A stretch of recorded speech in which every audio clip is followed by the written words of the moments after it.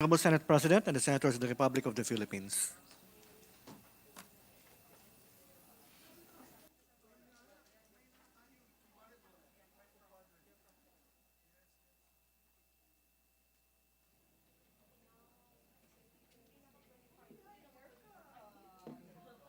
Ay, new haircut. New look. Parang bumata. Tita Ganda, bumata ka, Tita Ganda.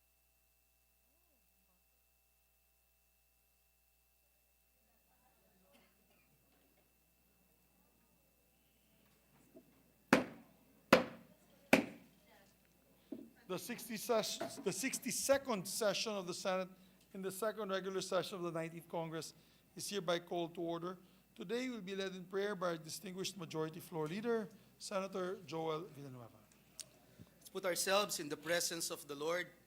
Heavenly Father, the creator of the universe, the one who said if there are two or three gathering together in His name, He is in their midst.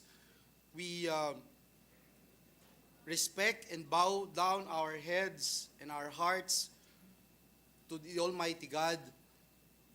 We ask for the forgiveness of our sins in words, in thoughts, and in deeds. Allow us, Lord, to come into your throne as you clothe us with your robe of righteousness, and help us in opening today's session with energy, with passion, and ability to make things happen.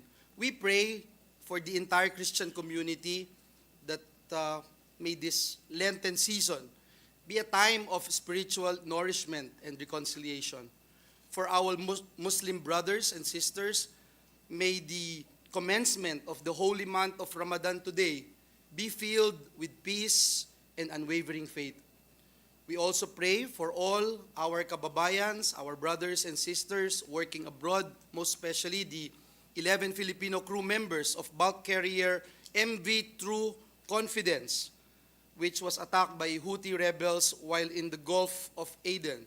May they return home safely today, and embrace them, Lord, with your love that is immeasurable.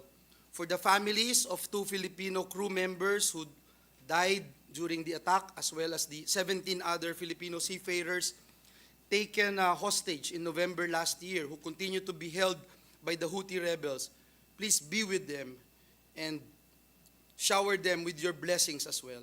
We pray and continue to praise you for the signing also of the implementing rules and regulations of the Trabaho para sa Bayan Act today. May this signal a new era of hope and confidence for our people. We also pray for our dear colleague, Senator Raffy Tulfo, who is celebrating his birthday today. May you be closer to him more than ever before, and bless him exceedingly and abundantly beyond his ability to think and pray, to the power of your Holy Spirit. Into your hands we commend everything as we carefully give back to you all the glory, all the honor and praise. In Jesus' mighty name we pray. Amen. Amen. Session suspended for a minute.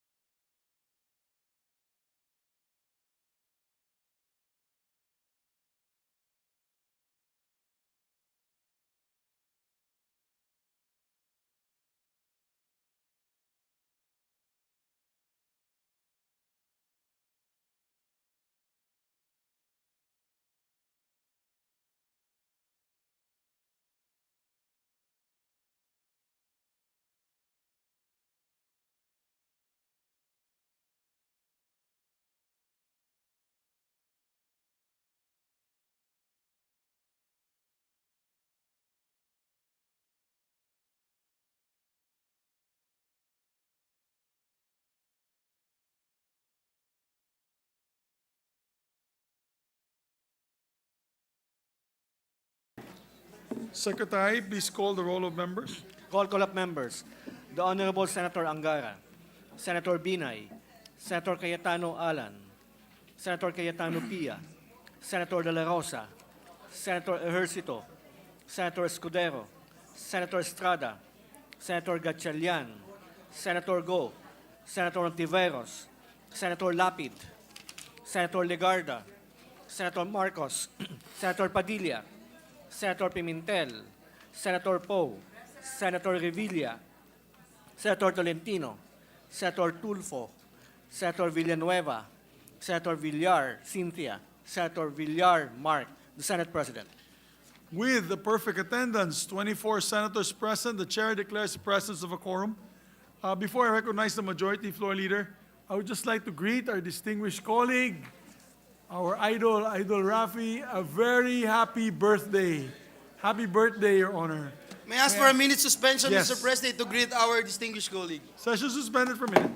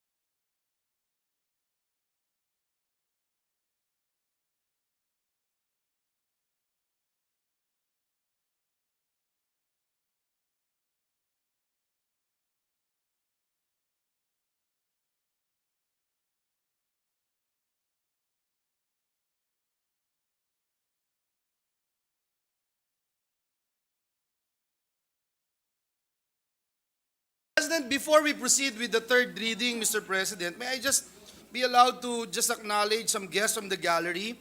Guests of the Senate and this representation, Mayor Jonas Cortez of Mandaue City. Guests of the Senate, Court Administrator Raul Villanueva. Guests of the Senate and newly elected member of the CA, Congresswoman Mercedes Alvarez of Negros Occidental. Guests of Senator Tolentino, Sharia councilors from the National Commission on Muslim Filipinos, Attorney Michael Mito of the Bureau of Muslim Cultural Affairs, guests of Senator Villar, LGU officials of Tangub City, Misamis Occidental, and former Mayor Brian Lim of Dagupan City, guests of Senator De La Rosa, women leaders of Bohol composed of Women's Association presidents from various municipalities. They are accompanied by board members Tita Baha and Greg Hala. We welcome all of them in this August chamber together with Mayor Nono Balikaw of Lanao del Sur. Wao, Lanao del Sur, Mr. President. Yes, we welcome all of the guests. Welcome to your Senate. Mabuhay po kayo. Mr. President, We just like to ask our colleagues to settle down. We'll proceed with the third reading measure. I'm sure. I responded. Mr. President, at this juncture, I move to consider on third reading Senate Bill number 2507. This pertains to the Negros Island Region Act. Printed copies of the bill were electronically distributed to the members on January 11, 2024 in compliance with the 3-day rule in the Constitution. I so move, Mr. President. There being no objection to the motion, motion is approved. We ask the Secretary to read the title of the measure and proceed with the roll call vote for third reading. An act establishing the Negros Island region. Roll call vote. The Honorable Senator Angara, Senator Binay, Senator Cayetano Alan, Senator Cayetano Pia, Senator De La Rosa, Senator Ejercito, Senator Escudero, Senator Estrada, Senator Gatchalian, Senator Go, Senator Ontiveros, Senator Lapid, Senator Legarda, Senator Marcos, Senator Padilla, Senator Pimentel, Senator Poe, Senator Revilla, Senator Tolentino, Senator Tulfo, Senator Villanueva, Senator Villar Cynthia, Senator Villar Mark, the Senate President. A very big yes. With 22 affirmative votes, 0 negative votes, 0 abstentions, Senate Bill number 2507, creating the newly established Negros Island region, is approved on third reading. Congratulations. Congratulations. To the sponsors and authors. And we have with us Congresswoman Mercedes Alvarez, who represents the 6th District of Negros Occidental. Congratulations to this historic measure. Thank you. Mr. President, the sponsor of the measure, the distinguished gentleman from San Juan, our Deputy Majority Leader, Senator J.V. Ejercito, is seeking the floor. I move that he be recognized, Mr. President. Our distinguished gentleman, colleague, and sponsor of the measure, no other than Senator J.V. Ejercito, is recognized. Mr. President, my dear colleagues, with the passage of this measure, the Negros Island region, or NIR, is one step nearer to reality. We would like to thank our colleagues for their support. Specifically, I would like to thank our Negrense-in-Chief, Senate President Juan Miguel Mig Subiri, the principal author of this measure, for putting momentum behind this bill. Hindi lang siya sweet talker, consensus builder din. So I'm very happy as a fellow Negrense. I guess all our Kasimanwas and Igsuunans will be very happy with this landmark legislation. Sa mga minamahal kong Negrense at Sikihor noon, malapit na matupad ang matagal nating pinaglaban. Paparating na ang mabilis at maayos na serbisyo sa Negros Island. Thank you for fighting the good fight and keeping the faith. The idea for this bill was first planted 3 decades ago. With the approval of this chamber today, it will soon bear fruit. Sa akong mga Kasimanwa, palangga namon kamo. Sa akong mga kaigsuunan, ginugma nako kamo. Again, Mr. President, salamat kaayo for your support. Thank you very much for principally authoring this landmark legislation, and I'm sure that the people of Negros will be very happy that the services will now be closer to the people of Negros and Sikihor. Salamat kaayo, Mr. President. Thank you very much to my distinguished colleague, my dear brother, also a Negrense himself. The mother is from Bacolod City, and we thank you for your able sponsorship of this measure. Mr. President, Senator Francis Tolentino is also seeking the floor. I move that he be recognized, Mr. President. Our Mr. President, distinguished colleague, Senator Francis Tolentino, is recognized. Mr. President, as former chairman of the Committee on Local Government, I likewise associate myself with this measure. The creation of the Negros Island region represents a monumental step forward for our communities, encompassing both governance and socioeconomic development. At its core, the NIR aims to streamline the delivery of essential government services, fostering a more efficient and responsive administration.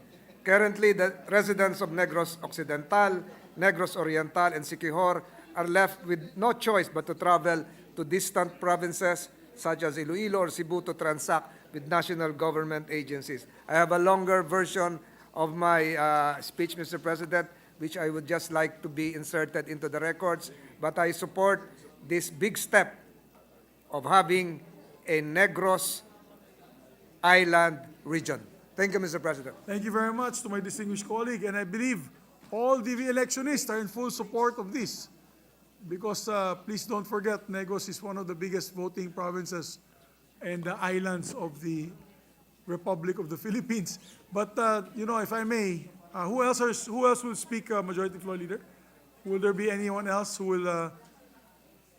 If not, allow me to just say a few words. Your Honors, if the people of Bacolod, Dimamaylan, Kabangkalan, areas of Negros would like to go to the regional offices, they still have to proceed to Iloilo for their documentation. And when the weather is rough, when Amihan Habagat hits, they sometimes are stuck in Iloilo, and then therefore they will have to spend so much money just to be able to go to the regional offices.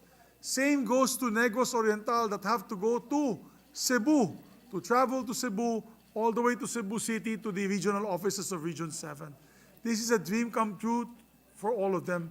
The people of Negros Island, together with Siquijor, kasama po dito Siquijor. Kaya yung joke kagabi when I met with the congressman, pwede bang palitan yung pangalan instead of NIR, SNR daw, SNR, Siquijor Negros Region. I said, baka hindi na pwedeng mahabol yung SNR. But what is important is that now, at any point in time, when they need to follow up their documentation in the regional offices, it will be in the island of Negros, very close proximity to all the municipalities and towns. So I deeply thank and congratulate the sponsor, the authors, and all the members of the Senate who fully support this. It is a dream come true. Maraming salamat. Madamo gid nga salamat. Daghan kaayong salamat sa inyo na tanan. Thank you so much. Thank you very much, Mr. President. Mr. President, at this juncture, I move that we resume consideration of Senate Bill number 2572 under Committee Report number 209. This is the bill on the Bulacan Airport City Special Economic Zone and Freeport Act. So move, Mr. President. There being no objection to the motion, motion is approved. Mr. President, the parliamentary status of the measure is that we are now in the period of interpellations and debate. With the consent of the body, I move to resume the period of interpellation and recognize the distinguished sponsor of the measure, the distinguished lady from Iloilo, Pangasinan, and San Juan City, no other than Senator Grace Poe, chairperson of the Senate Committee on Public Services, and to interpellate our minority floor leader, Senator Coco Pimentel. So move, Mr. President. Our distinguished colleague from the provinces of Pangasinan, Iloilo, and the city of San Juan, Senator Grace Poe, the sponsor, is recognized, and to interpellate is our distinguished minority floor leader, Senator Aquilino Coco Pimentel III.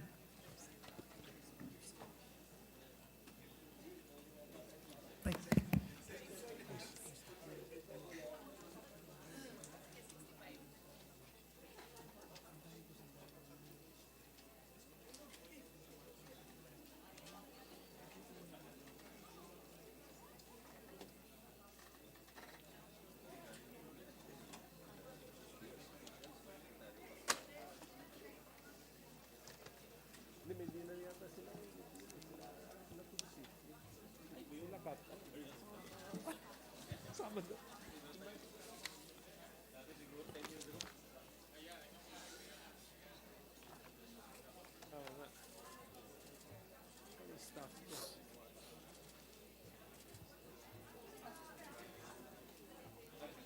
Can we ask for a minute suspension, Mr. President? Session suspended for a minute.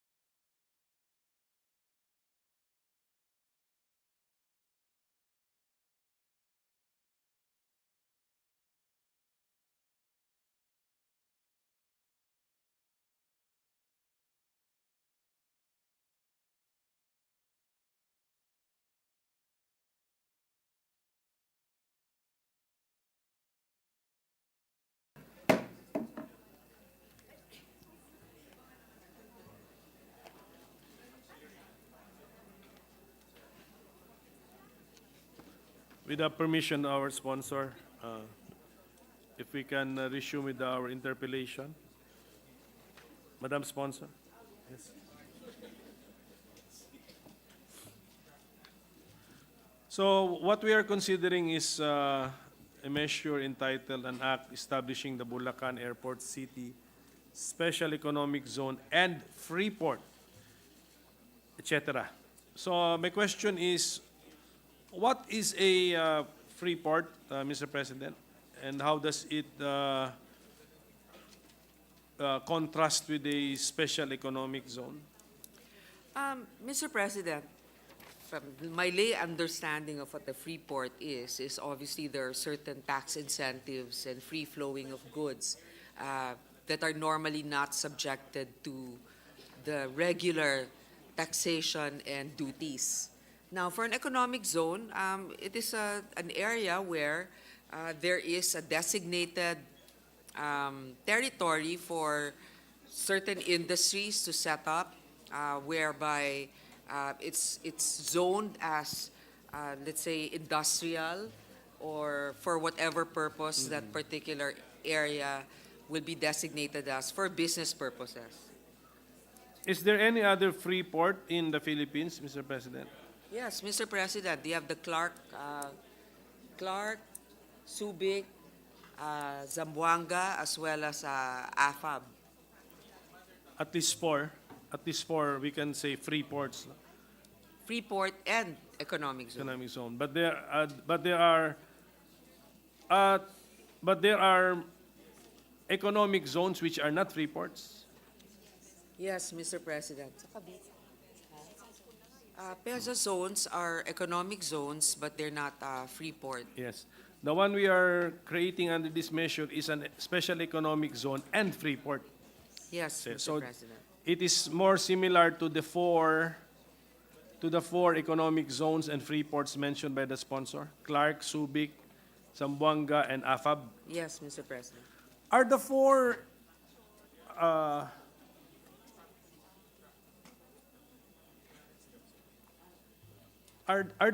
the territories of the four economic zones and free ports all fenced in, Mr. President? No, Mr. President. In fact, Clark, I believe, is not, or Subic is not all fenced in. It's a rather huge area. But Clark is fenced in. Mr. President, there's a main entrance. Usually that's where we go when we go to Clark. But there are other areas also in Clark that are not fenced in. Yes, may I add to that with the permission of the minority leader? Clark is about 21,000 hectares.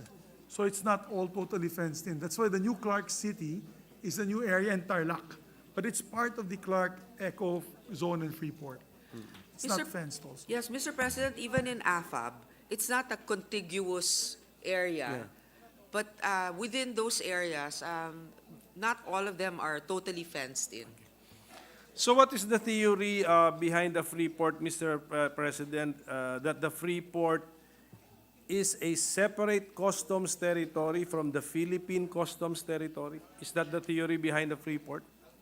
Mr. President, there will still be administration by customs because precisely it is a huge area. So one of the provisions of our bill is that there will be an established customs office and officers to make sure that the ones that are really availing of free port incentives are duly qualified by BACSESFA. Because this is a huge area, Mr. President. So within those areas that are, remember, you can be a part of the economic zone, but you are not accredited to be a part of the free zone because those are two different arrangements.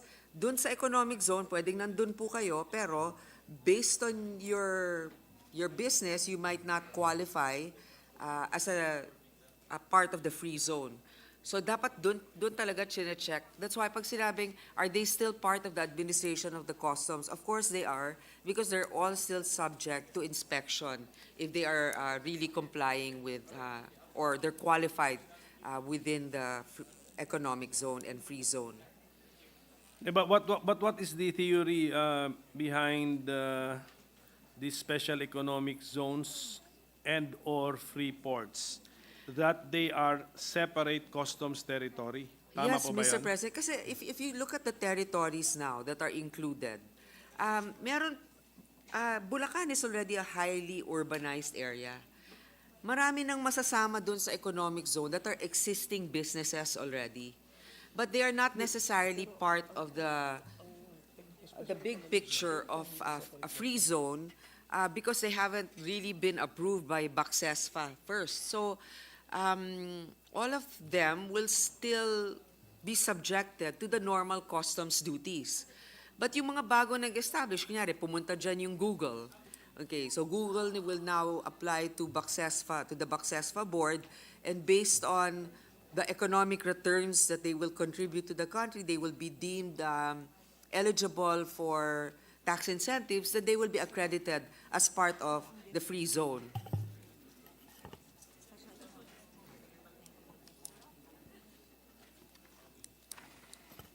Section 8, page 5, Mr. President, provides that the Bulacan Ecozone shall be managed and operated as a separate customs territory.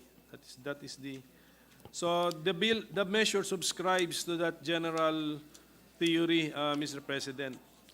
Yes, Mr. President, the reason why we had to indicate it this way, because clearly there will be a lot of relocators there that will apply for an availment of incentives, which will be if they qualify to be in the ecozone. So, kaya separate because you have to establish a physical customs office there, and there will be not necessarily a super special law, but an exemption of certain but given a privilege to an ecozone relocator. Kaya kailangan talaga meron din guidelines yung customs with regards to the administration of this special economic zone. And because of this theory behind the Freeport, that it is a separate customs territory from the rest of the country's territory, this is the consequence, which is the last sentence of Section 8. The exportation or removal of goods from the territory of the Bulacan Ecozone to the other parts of the Philippine territory shall be subject to customs duties and taxes under the Customs Modernization and Tariff Act and other relevant tax laws of the Philippines. So okay po yun, consistent po yun. Pero tanong ko is, how do we execute this or successfully implement this if the Ecozone comprises of 10 or 2 cities and 8 municipalities, 550 million square meters, if I'm not mistaken, and not fenced in? 550 square 500, I think we computed it already. I think it's 55,000 550 million square meters. I think, okay. yeah. Mr. President, it is truly a challenge. However, remember that the local government is somehow also a partner here because they're a member of the board. And somehow, foregone revenues will also be affecting them. That's why, although it's not fenced in, of course, there are businesses that are already identified as part of the ecozone. So if their trucks or whatever transported goods are marked as originating from those areas, then clearly you can trace whether or not they've paid the proper duties for it. Mr. President, halimbawa na lang po yung dati meron kasing Mariveles free zone, di ba? So they made mga different clothing or footwear that's actually in-export natin. Those factories don't really sell to the local market. Pero minsan may mga nakakalusot na overruns, Mr. President. So, admittedly, yung mga overruns, I'm not saying who sold it, but maybe may connection dun sa loob, perhaps nakapuslit ng ilang ano, but you don't really see it in the regular market. Because nga these are like highly valuable products that are for export. So, dependent po dun sa mga minamanufacture doon sa mga Ecozone na yan, kunyari, parts of a car o kaya semiconductors, yung mga bagay po na yon hindi naman talaga natin binebenta dito sa local market natin.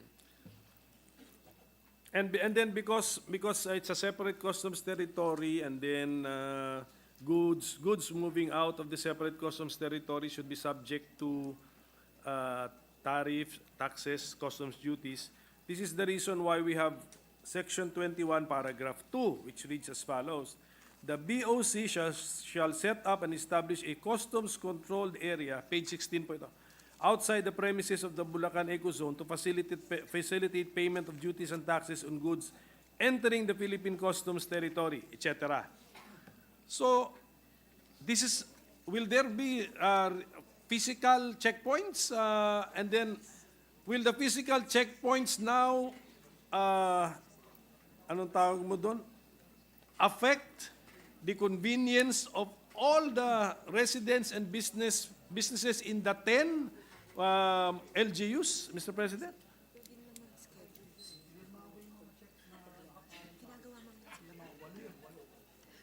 Mr. President, I was informed that actually that's part of the planning in terms of scheduling when those goods will be transported. In fact, that's what they're doing now in Bataan. Kasi nga, as I mentioned, in Bataan, all of these free ports are not contiguously located. So may mga iba-iba. So meron po silang physical presence ng customs doon to check. So far, it's not been a source of contention within the local community. Doon pa sa Bataan, is that the AFAB? When the sponsor mentions Bataan, that's the AFAB. Yes, yes. The AFAB zone, does it cover multiple LGUs? Yes, Mr. President. Yes, correct. But it does not cover entire LGUs, Mr. President. The meaning to say the land area of AFAB may or belong to different LGUs, but AFAB does not cover entire LGUs, unlike the measure we are talking about, that entire 10 LGUs are declared part of the Bulacan Ecozone. Yes, the entire LGU. Just like in Cagayan, there are two, Santa Ana, municipality of Santa Ana, and then there are two islands that are also declared as an ecozone. So in AFAB, entire LGUs are part of the AFAB No. zone? Oh, you're talking about LGU, Yes, Mr. President. I'm contrasting No, AFAB with the Bulacan Ecozone. No, Mr. President, only an area within the LGU. That's why there is now an amendment in the House that's pending, that I think they already passed it and it's already been transmitted to the Senate, which will allow for the expansion of the ecozones.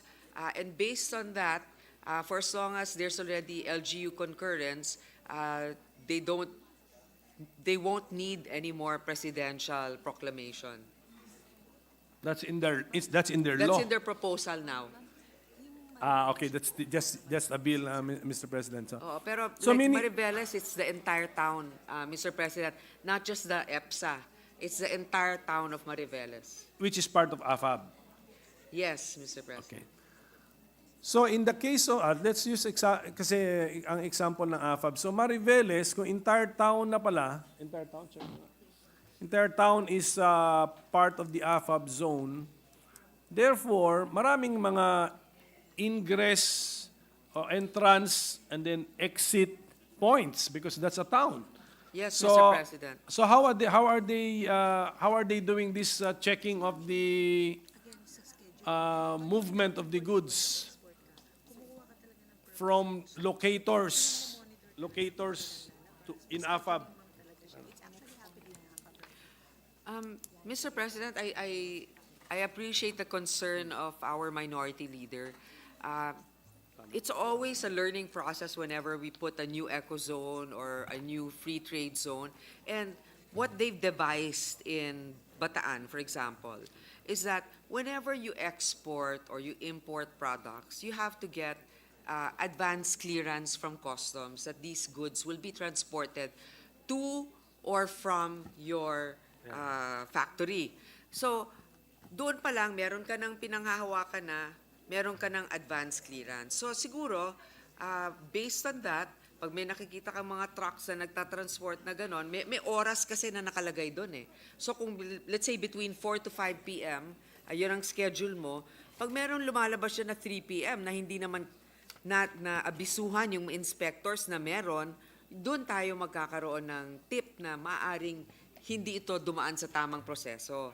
So, isa yon. Of course, Mr. President, it's very difficult also to legislate everything in terms of what the standard protocol will be in every area. That's the concern of the departments.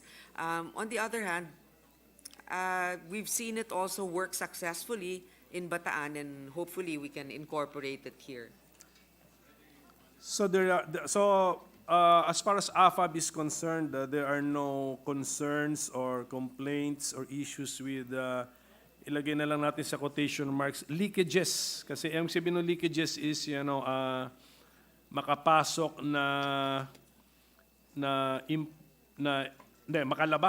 makalabas na goods from the Ecozone territory without paying the customs duties. Well, Mr. President, I cannot recall, although there might have been news of some things that were smuggled. If I'm not mistaken, even in Cagayan, di ba, may mga kotse doon na nasa smuggle palabas. Of course, what do you call this? The proper enforcement of the rules is always a challenge. That's why we need good people in these departments. Kahit nga minsan yung customs na nakabakod na ang dami nakakalusot, di ba? On the other hand, with this, we just have to make sure that we try to weigh the risk also of progress and not be held hostage by the fear of, maybe at once or twice or a few times that the law might be skirted by like somebody who's quite nefarious. So I think that we will always have to strive to improve our systems to be able to address new challenges. So in this, hopefully in Bataan, that example might be replicated also and improved upon by the Bulacan setup. That's my point, Mr. President. Sana nga matuto tayo sa mga past experiences. Lalo na I think this is the first time na 10 LGUs ito eh. And these are already established local government units na medyo may matatanda na tong mga munisipyo po. At saka, so, yung mga ingress, egress, entrances, and exits, marami-rami. But it is not the plan of the authority to put a checker on each locator. Hindi, no? So, merong honesty system na involved po rito. Well, palagi naman po, di ba? I mean, as I've mentioned, you have to get prior approval for anything that you'll have to be importing or exporting from your location. We know also for a fact that there's pre-inspection for certain containers that are received from customs, and you're relying also on the proper declaration of importers, and sometimes, or more often than not, it happens also that there are others that are not declaring truthfully. So it is a constant challenge, but to say that we should not consider expanding this type of Ecozone because of probably baka kasi malusutan tayo, parang hindi naman din tama yon.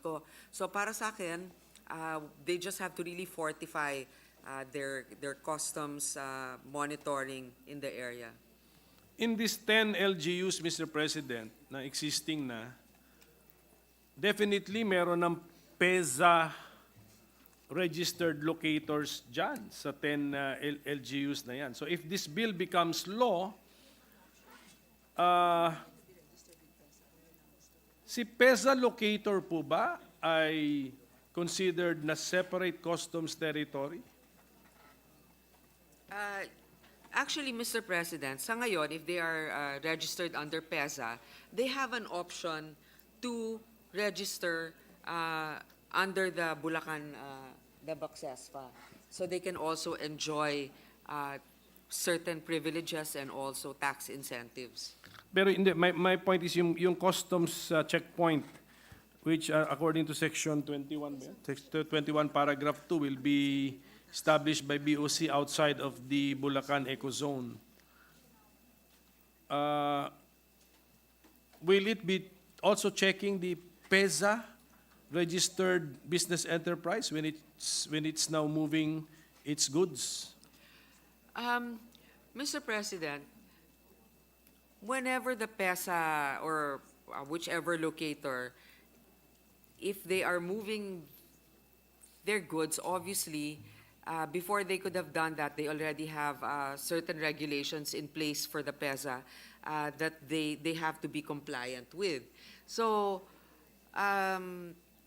they cannot avail of those taxes unless, of course, they register in Bacsespa.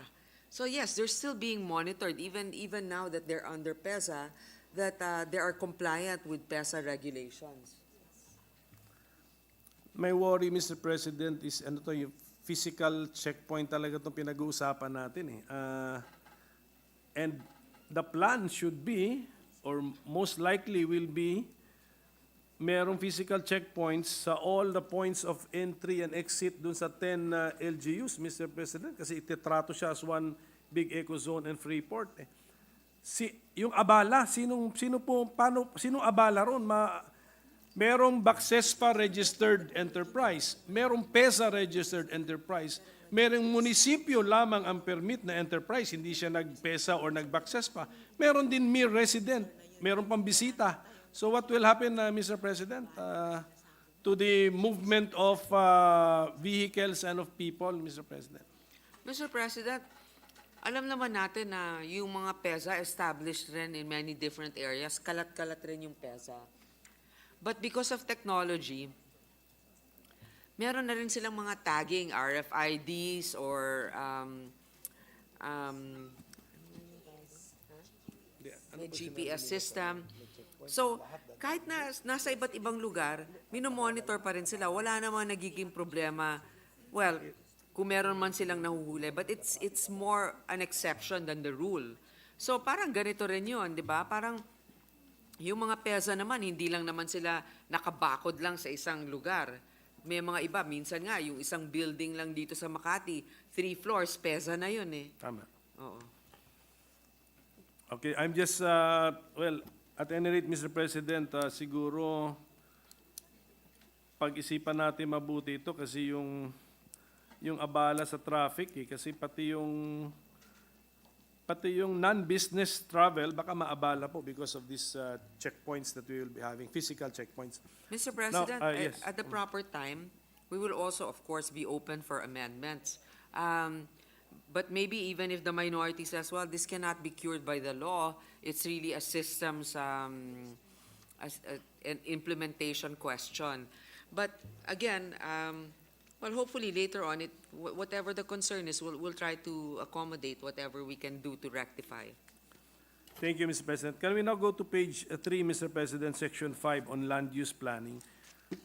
Dito po, ang ginawa po natin, we enumerated all of the barangays and then the municipalities, and we said that the lands located in these areas are hereby declared as alienable and disposable and may be used for industrial, commercial, and other lawful uses. I have my doubts, Mr. President, if this is the correct way of declaring areas of land as alienable and disposable. Sa pagkakaalam po ba natin, doon po ba sa Bulacan Ecozone, meron bang forest land doon?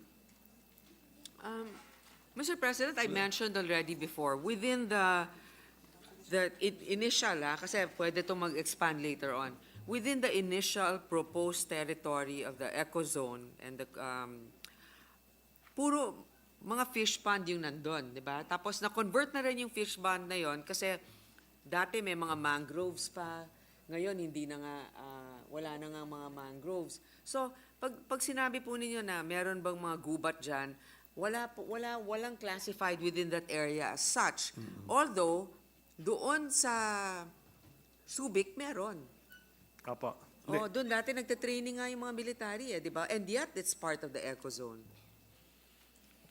No, that's not the issue, Mr. President. It's the declaration of the lands located in the enumerated barangays in the specified municipalities within the Bulacan Ecozone, their declaration as alienable and disposable. Are we sure that all of these lands located in these barangays enumerated under Section 5 are already agricultural lands? Because under the Constitution, alienable lands of the public domain shall be limited to agricultural lands. So we have to make sure. Did we make sure na agricultural Yes. lands po lahat ito? Mr. President, yung mga kasama po dyan na mako-convert ay yan po yung affected na by climate change. A lot of them are actually submerged in water. And the ones that are already established, mga buildings na mga naroroon, matagal nang nandun. Hindi na kailangan ng conversion yon. Wala pong mga gubat doon. Mr. President, ang aking kasi is, I think we should look at the classification of the land, not the actual appearance of the land or the use of the land. Kasi actually, pwedeng kalbo na yung isang land, pero forest land pa siya legally speaking. So that's my point, Mr. President. We are enumerating here on page 3, lines 3 to 9, andun po yung mga barangays and municipalities enumerated. And we are declaring all the lands therein as alienable and disposable. But only, under the Constitution, only agricultural lands can be alienable, lands of the public domain. Kaya, and then there are other kinds under the Constitution. Merong forest, or timber, mineral, and national park. So, we have to make sure na lahat itong ating linilista ay agricultural lands. Yes, Mr. President, ganito kasi yun. I understand what you're saying. Hindi porket na kalbo na ang isang bundok ay hindi pa pwedeng maging gubat yan. Forest land pa rin. Pagka Forest land pa rin siya from the point of view of the law. Oo. Pero, from the point of view of the law,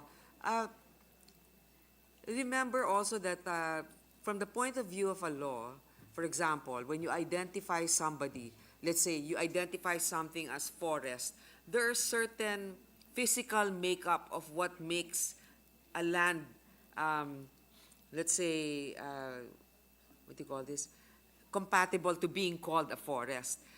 Kung sasabihin mo yung, halimbawa ngayon, ibang-iba na yung physical makeup and appearance ng isang lugar na even the law cannot anymore, it will not fall within the category of the law that says this is a forest kasi nga, because of global warming, nabaon na sa tubig yung lugar na yon. So it will, unless global warming is reversed in a couple of, 10 years or so, hindi yan babalik dun sa dati niyang composition na ganon. Halimbawa na lang, the law will describe a person as a woman or a man based on its biological composition. But if certain medical procedures have been done, baka napapasama pa. Lumalalim po ang usapan. Lumalalim ang usapan. Sumasama, wag na lang. Okay. Basta, if Kasi- you know what I mean, wala nang identifiable na pwedeng panghawakan at sabihin dun sa batas na ito yung makeup niyan, okay? ito yung makeup dahil it's made of this type of soil and ganyan. Eh, may tubig na nga at talagang malalim na. So, hindi na talaga pwedeng Kasi- naging forest. Kasi Mr. President, ang isasagot ko dun sa example ng ating sponsor ay hindi pa rin manganganak yun. Hindi pa. Oh. Hindi pa rin manganganak Hindi sa pa rin ngayon, kaya. pero kung dumating nga yung panahon, di ba? Well, na at any rate, pwede. Mr. President, my point is, if we should be declaring something, let us first declare them to be agricultural lands. Because we cannot declare forest lands as alienable and disposable and under the, magiging unconstitutional po yan. That is just an observation, Mr. President. Mr. President, I always appreciate the legal mind of our minority leader because he's here also to guide us and to make this law constitutionally compliant. Now, the only thing is, let's not also forget that the delegation of power, Congress, the conversion of lands from forest lands to agricultural or alienable and disposable, as well as reclassification, is really within the power of Congress. So with this law, parang kasabay na lahat din yon because it's almost like Congress already agrees with the conversion because of the passage of this law, which is already part of that provision. An example given to me, Mr. President, is by my staff is RA 11506, Section 15. Ang sabi dito, let me just quote na lang, ano bang sentence ito? What the last sentence, last sentence. The last sentence of Section 15. Any provision of existing laws, ordinances, executive orders, rules, or regulations to the contrary notwithstanding, the lands within the political jurisdiction of barangays Taliptip and Bambang that will comprise the airport and the adjacent airport city and the right-of-way thereto are hereby declared as agricultural and are hereby converted and reclassified as mixed-use, commercial, and/or industrial, etc. etc. So that is the step that I'm pointing out, Mr. President, na So pwede bang ilagay dito? if the power to reclassify belongs to Congress, as the sponsor said, I think this is the reclassification, hindi yung declaring it as alienable and disposable directly. That is not a reclassification. So what is the pleasure of our minority leader? That we study, Mr. President, how to improve this section. Yes, Mr. President, we'll be open to that. Right now, we will review it and coordinate also with the minority leader. But a Somehow question of fact lang po, because you heard this measure at committee level. Ito po mga lands located in the barangays that we have enumerated. Are we sure there are no forest lands, timberland, national parks, or mineral lands in those barangays? Mr. President, this has been asked a few times also, not just by the good minority leader, but others as well. And again and again, based on surveys, the surveying of the land, it's mostly mga fish ponds na lang talaga yung natitira doon. Thank you. At least no, the committee also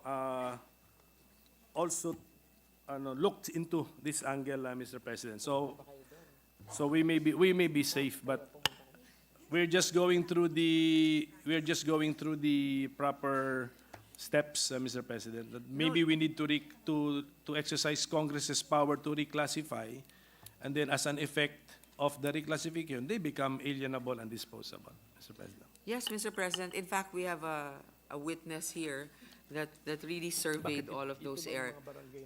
All of those areas. So thank you, Mr. President, for the inputs from our sponsor. The second paragraph of Section 5 states that the BACSESFA shall establish the general framework for land use planning and development for the area covered by the Bulacan Ecozone. That is the second half of the first sentence of the second paragraph, Mr. President. So, what will now happen to the power of the 10 LGUs covered in the Bulacan Ecozone, Mr. President, as far as land use and planning and development of their areas, Mr. President? Kasi the entire LGU becomes part of the Ecozone, Mr. President, giving the BACSESPA authority to plan the use of the land of the municipalities. Mr. President, there are a few safeguards here. Number one, the local government has a representation in the BACSESFA board. Number two, all permits, business permits, property taxes, etc., are still being handled by the local government. So if they don't give the permit, whether or not BACSESFA approves something, it still cannot be implemented. Number two, number three, we've also received a message of concurrence by the local governments that will be affected by this, not affected, that will be included in this free and economic zone. Well, they should read Section 5 of the bill, Mr. President. Kasi in addition to what I just read, meron pa yung last paragraph of Section 5, first sentence. Local, regional, and national plans for the uses and development of the areas covered by the Bulacan Ecozone shall be consistent with the framework established by the BACSESPA. So BACSESPA is like a super body na the local, regional, and national plans for the uses and development of the areas. Ang tinitignan po, ang sinusunod is the BACSESPA plan. Mr. President, let's not forget, yes, they do the planning. But even if they have the plans in place already, the implementation will still be another hurdle if they don't have the business permit or the other permits that are normally being issued by the local government that is affected. Number two, if there is a representative within the BACSESFA from the local government. So from the very beginning, in the planning of the BACSESFA, there's representation from the local government. So, kunyari, sabihin, Bulacan has will find out that they're building something, they're expanding there a certain development by the BACSESFA. The representative of the local government will notify Bulacan local government na this is what's happening, so they can always take part through their representative in the board. That's why it is also important for them to elect the proper representative to the BACSESFA board, somebody that they can truly trust. Of course, normally it's the governor of the province. The 10 LGUs are represented by one representative in the 13-person board of BACSESFA. Yes, Mr. So, President, but this is the first of its kind that a board is allowing a local government representative to sit in the economic zone board. The others don't have that representation, except Sa Subic yata meron. pero sa Bulacan, sa Bataan wala. Tama ba sa Subic? Pero meron. Check mo. National, even the RDC, wala yan ma'am sa ibang board. Regional, the Regional Development Council is represented in the board. Provincial is represented in the board. Various national agencies are represented in the board. So everybody, yung sinasabi niya local, regional, and national, kasama sa plano talaga. And then just to add, Wala ma'am RDC. I- Ma'am, sa Subic, walang national agencies. Mr. President, sorry, I stand corrected. Yes, others have a representative of the local government in their board, but BACSESFA in particular has a representative from the RDC and then a representative also from the national government. In some ecozones like AFAB, there's a de facto board among all LGUs to decide on their unified position and Sa actual implementation yan, yung ginagawa. Parang once in a national.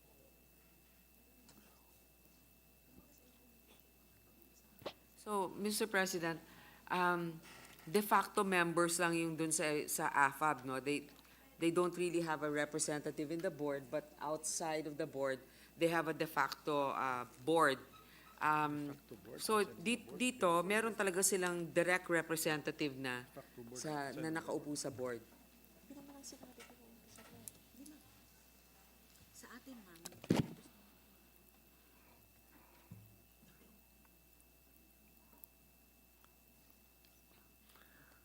And then just to add, Mr. President, I'll just add something. The last sentence of the last paragraph of Section 5, ganito pa nga ang pagkasulat. The BACSESFA shall also be involved in the crafting of local, regional, and national land use zoning development plans which partially or fully cover the area of the Bulacan Ecozone or which cover means of access to the Bulacan Ecozone. So baliktad. Baliktad. It's the local which should now really give way to BACSESFA, not the other way around, because si BACSESFA, the 10 LGUs are, as I've stated earlier, are represented by one representative in the 13-person board, Mr. President.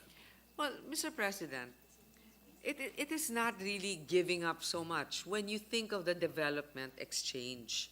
Okay, that's part of it. You want development in your area, then there may be a different structure for administration. But let's not forget again, not only is there a representative from the local government, meron din RDC representation.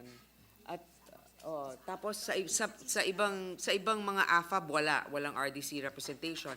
Meron representation ng national government katulad ng mga DOF, DOT, so DOTR.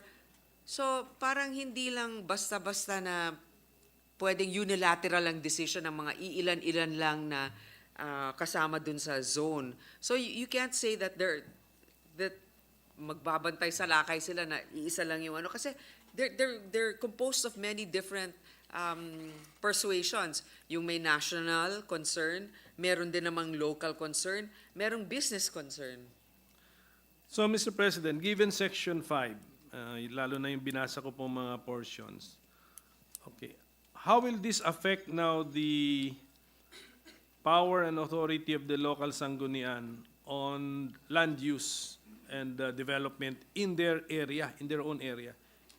Mr. President, as long as in their area, they still have the power to issue building permits, business permits, so sa kanila pa naman pupunta unless that business wants to set up an ecozone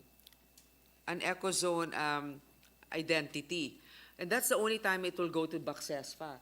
Pero kung within that area, kunyari, gusto mo sa Bulacan magpatayo ng building, they are considered part of the Ecozone, pero hindi ka naman beauty parlor yung itatayo mo, hindi ka naman pupunta ng BACSESFA, doon ka pa rin sa local government ng Bulacan pupunta. That's the permitting, yes. Yes. I know that, Mr. President, but sometimes the municipalities have plans on land use where they will concentrate certain economic activities in certain areas of their municipality. What if it is not consistent with BACSESFA's plan, Mr. President? Si BACSESFA, 10 LGUs yung sa macro level planning of BACSESFA, 10 LGUs. BACSESFA will cluster some enterprises, dito natin sila illocate because it makes sense in clustering some economic and business activities, Mr. President. So, for example, manufacturing dito, hospitality, recreation sa isang part, and then what now if the municipality does not fully agree with its coverage as hotel and recreation area per BACSESFA, and yet the local sentiment or plan is manufacturing? Kaya nga, Mr. President, sinasabing plan hindi pa naman reality. That's why when the master plan is done by BACSESFA, it's incumbent upon them to make sure that there's local government concurrence, because we have not taken away the power of the local government to issue business permits, construction permits, etc. So pagka nagpilit ang BACSESFA, hindi, gusto namin siya, magpapatayo kami kahit na kontra yan sa inyo. that's subject to litigation. You know, that doesn't preclude the local government to question the authority of Bacsesfa before the court. Now, pag sinabi, ay, that's another layer of bureaucracy. Well, that's how the democratic system works, but that's also a safeguard. So, how will Bacsesfa consult the 10 LGUs before coming up with its what is called the general framework for land use planning and development for the entire Bulacan Ecozone? Nasa bill po ba natin yon? Yeah. The consultative mechanism or the process, how the LGUs are to be consulted? Mr. President, again, we don't want to over-legislate. The fact that we made sure that there's representation of the local government within the board is so that the local government will be apprised of the goings-on within the Bacsesfa. Now, if there is a procedure to be done in terms of consultation, I believe that is part of the IRR, unless our good minority leader can propose an amendment that will strengthen the consultation process, or at least mandate that the IRR to be drafted should include a section on the proper consultation channels. Yes, Mr. President. Actually, that's one of the main purpose of our interpellation is to point out all of these subject matter, so that we can get the participation of everybody, Mr. President, on how we can improve the bill.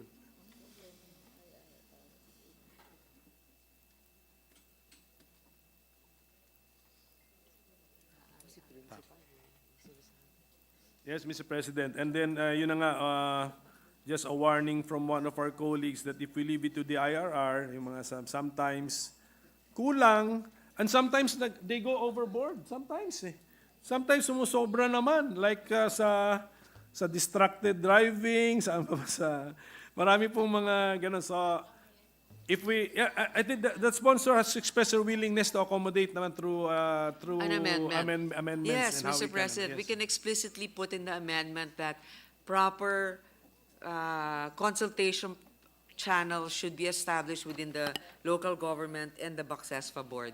Okay. So Bacsesfa, we want Bacsesfa to be Successful. Success. Huh? We want Bacsesfa. Bacsesfa to be successful. Yes, we want Successful. Bacsesfa to be successful, Mr. President. But the locator sa Bacsesfa, what does the locator get, Mr. President? Mr. President, ganito. Okay, we know for a fact that because there's an airport development there, it will be within the interest also of the SMC to develop the surrounding areas. No? So what will a locator get? Well, number one, of course, we said the tax holiday and incentives. Under CREATE, ha? Ano yan ang CREATE? Number two, the infrastructure will already be there. Because there will be investments that will come in. Remember, there's a capitalization also by the government, which is also within the prerogative of Congress to release or not to release, based on a GAA. So, syempre, kung ako magpapagawa ng bahay, anong pipiliin ko? Doon ba ako sa isang lugar na hindi pa tapos yung sewage service, wala pang connection ng electricity, wala pang mga karsada? Or doon na lang ako sa may subdivision na meron ng master plan, meron ng security guard, meron ng ano, di syempre kung kaya ng pera ko or kaya ng ano ko, doon ako sa na-establish na yung community kaysa naman na susugal ako sa isang lugar na wala pang kasiguruhan. When we examined the bill, Mr. President, we found 3 kinds of incentives that we're giving Bacsesfa registrants or locators. Okay. Number 1 is the business incentives mentioned in Section 6. And then there are fiscal incentives mentioned in Section 22, if I'm not mistaken, Mr. President. 22 ba? Can I check? Can I double check? Yan yun. Section 20 would be on fiscal incentives. And then there is the incentive found in Section 8, Mr. President, the tax and duty-free importations of raw materials and capital equipment. May we get some guidance from the sponsor? Yung third, incentives, klaro na yun. Incentives such as tax and duty-free importations of raw materials and capital equipment as a free port, yun binibigay natin. Pero yung sa Section 6, business incentives, and then Section 20, fiscal incentives, what are the differences, Mr. President? Business incentives and fiscal incentives. Because Section 6 of the bill uses business incentives, page 3, line 31. And then Section 20 is about fiscal incentives. What would be the difference, Mr. President? Incentive, yes, ma'am. They're all Saan ka dito? Ano ito? Saan ito? Yan ito. What are these? Are these business incentives or fiscal incentives?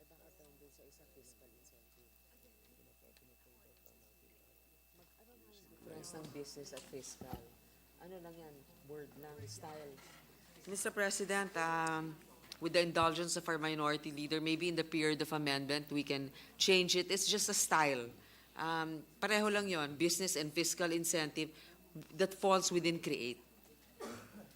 Okay, so meron din tayong Section 20 Kasi kasi. pag may fiscal incentive to businesses. I think Section 6 should now refer to Section 20. Ganun na lang. So that to lessen the confusion. Sige po. Yes, Mr. President. Thank you, Mr. President. Nasa page 3 lang tayo. Page 4 na tayo. Ilang pages pa din bill mo? 1 minute suspension, Mr. President. Page by page ako. Session suspended.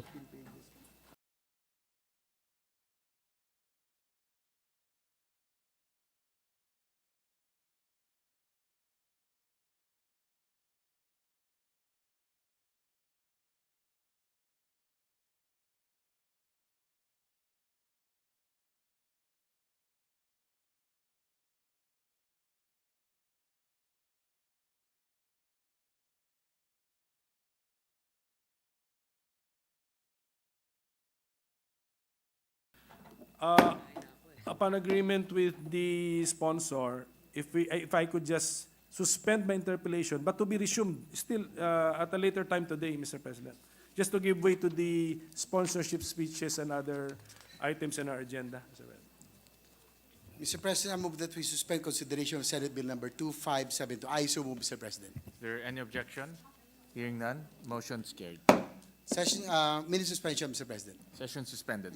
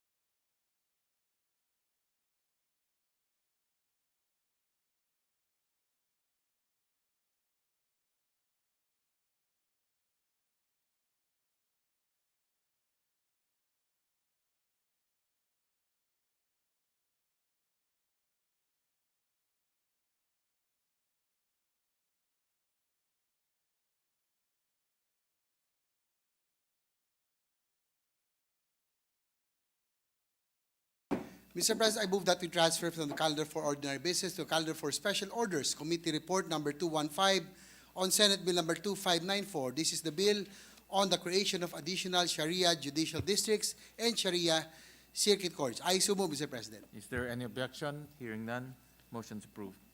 Mr. President, I move that we consider Senate Bill number 2594 under Committee Report number 215. Is there any objection? Hearing none, the motion is approved. May we ask the Secretary to read the title without prejudice into inserting the record? An act creating 3 additional Sharia judicial districts and 12 Sharia circuit courts therein, and appropriating funds therefore, amending for the purpose Articles 138, 147, and 150 of PD 1083, otherwise known as the Code of Muslim Personal Laws of the Philippines, as amended. Mr. President, to sponsor the measure, I move to recognize Senator Francis Ton Tolentino, Chairperson of the Committee on Justice and Human Rights, to deliver his co-sponsorship speech. Senator Francis Tolentino is recognized.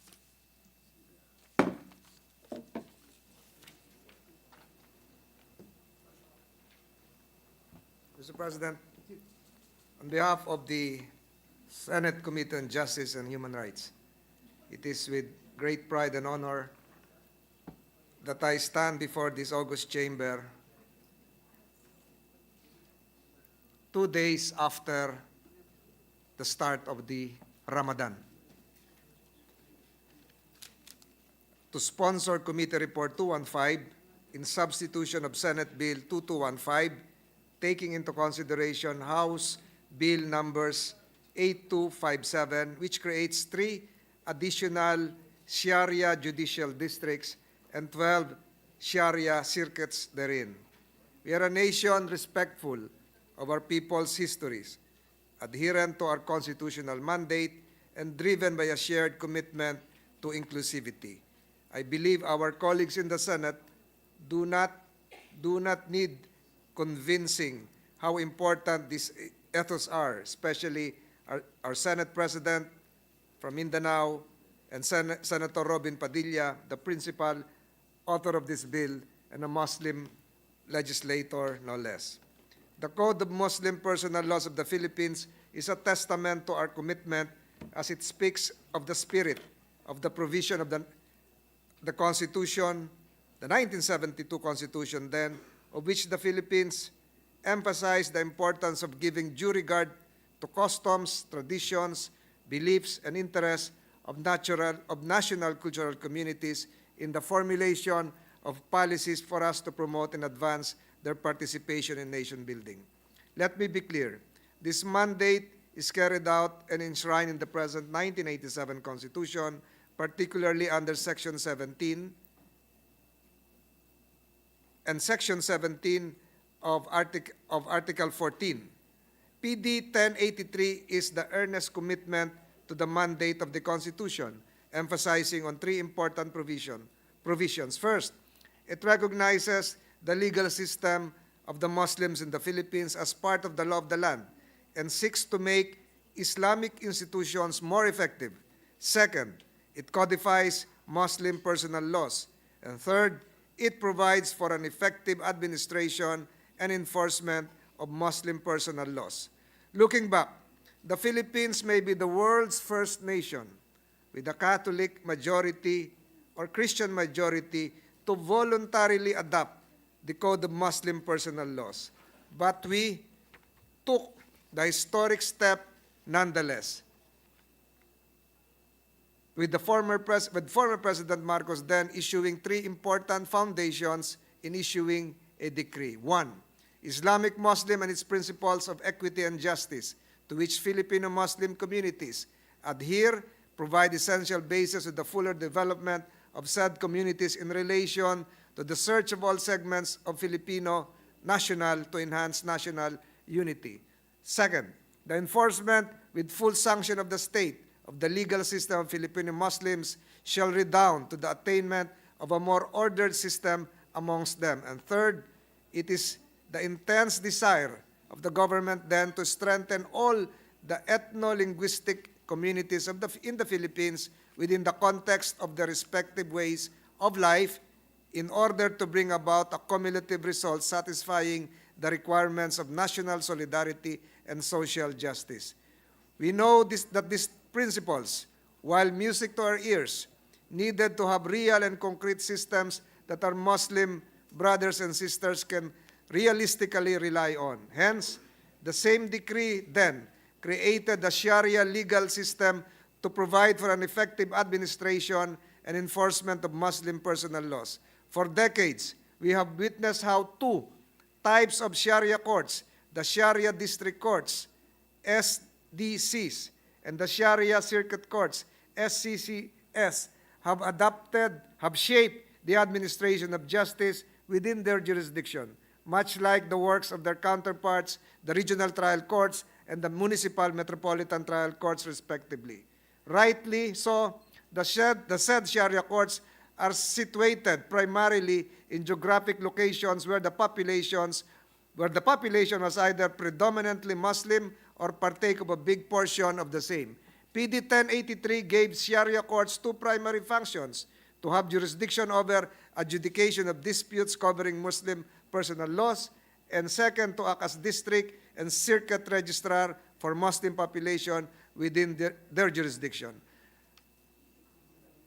Let me give a complete rundown. There are at present 5 Sharia district courts as prescribed under PD 1083 and 51 Sharia SCCs within the 5 Sharia districts. The 5 judicial districts include Hulo in Sulu, Bongao in Tawi-Tawi, Basilan, Zamboanga del Norte, and Zamboanga del Sur, the cities of Dipolog, Pagadian, and Zamboanga, Lanao del Sur and Lanao del Norte, and the cities of Iligan and Marawi, Maguindanao, North Cotabato, Sultan Kudarat, and the city of Cotabato. The present 51 Sharia circuit courts are presently established in 6 courts in the province of Sulu, 8 in Tawi-Tawi, 10 in the provinces of Basilan, Zamboanga del Norte, Zamboanga del Sur, and the cities of Dipolog, Pagadian, and Zamboanga. 12 in the provinces of Lanao del Norte and Lanao del Sur, and the cities of Iligan and Marawi. 15 in the province of Maguindanao, North Cotabato, and Sultan Kudarat. The list may sound long, but I can tell you for certain that these numbers of Sharia courts do not square the fact that today's pressing issues and trends demand more, much more, than what is provided under PD 1083. Our public hearings established that the existing number of Sharia courts are not sufficient to efficiently handle and resolve disputes involving Muslim personal laws. Almost 5 decades have passed, and you and I would agree that the present environment of the Filipino Muslim is different from that when PD 1083 was first promulgated. Let's talk about the dispersion of the Filipino Muslim throughout the nation for one. Over time, they have gradually spread throughout the archipelago and continue to move across the nation. Official figures would show that 64.3% of the Muslim Filipinos now inhabit the Bangsamoro region in Muslim Mindanao, and a substantial fraction in other areas in Mindanao beyond the south of the country. 6.4% of Muslims reside in Luzon, 2.5% in the National Capital Region, and 0.5% in the Visayas. These are the various reasons for our pursuit to establish more Sharia courts. They are thus the growing number of Muslim Filipinos and the increasing rate of migration around the country calls for the need to establish additional judicial districts to efficiently handle and resolve disputes involving Muslim personal laws. Courts in every region, in the regions, are mostly at the provincial level and would require distant and expensive transport within the regions. Mr. President, the Sharia courts are also assume the second function to act as a district and circuit registrar for the Muslim population within their jurisdiction for Muslim marriages, divorces, revocations of divorces, conversions within the territorial jurisdiction of the court. Sila po yung gumaganap na local civil registrar, Mr. President. Given the dual roles of the Sharia court, it would be impractical for Muslim Filipinos to travel to another region solely for civil registry needs.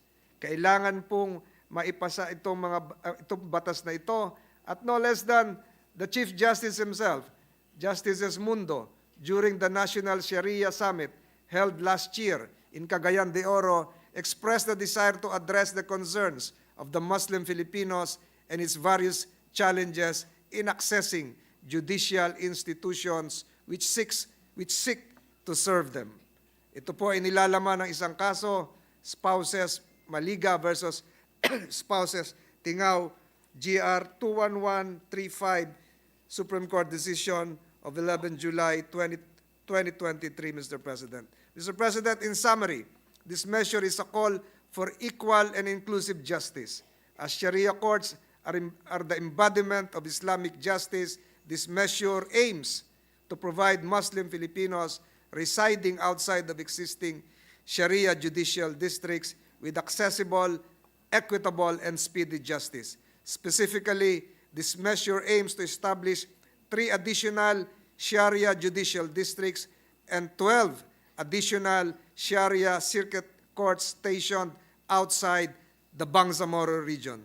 This is to ensure that our Muslim brothers and sisters across the country will have better access to the specialized knowledge and expertise of Sharia judges, promoting fair and equal treatment of Muslims under the law regardless of their geographical location. Mr. President, kailangan po nating tulungan ang ating mga kapatid na Muslim.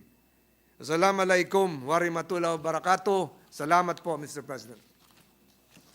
Majority Leader. Mr. President, next to co-sponsor the measure is the gentleman from Camarines Norte, our colleague, Senator Robin Hood Padilla. I move that he be recognized. We recognize Senator Robin Padilla. Maraming salamat po, Ginoong Pangulo at sa ating pinunong mayorya.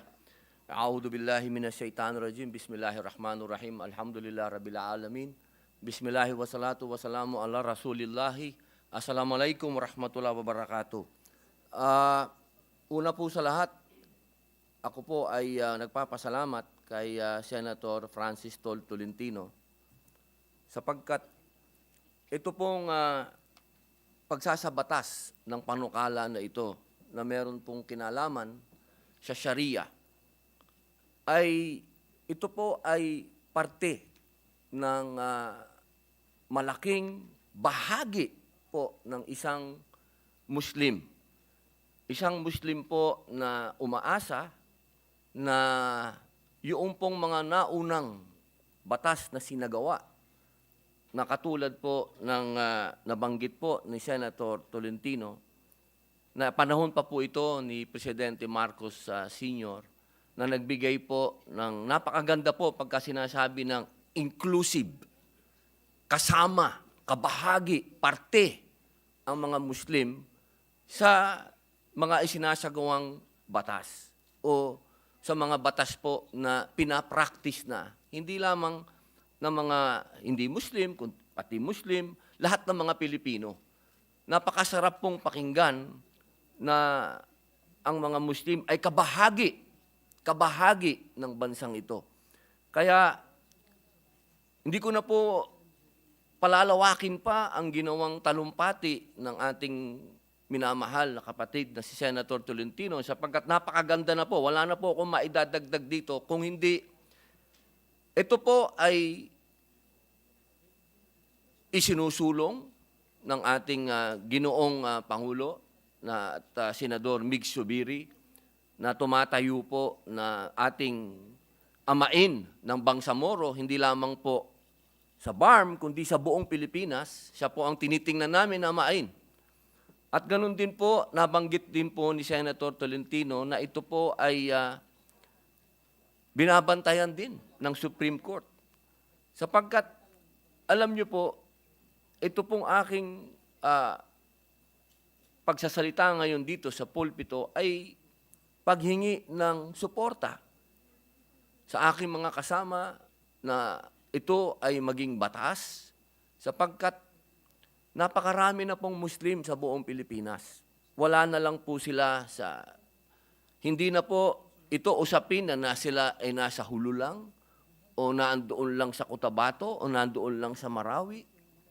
Ang mga Muslim po, mahal na tagapangulo, ay makikita nyo po yan. Basta may palengke, nandyan po ang mga Maranao. Buong Pilipinas po. Mapunta po kayo ng Baguio, mapunta po kayo ng Norte, ng South, mapunta po kahit saan pong lugar, basta may palengke, nandyan po ang mga traders. Nandyan po ang mga kapatid ninyong Muslim nagninegosyo.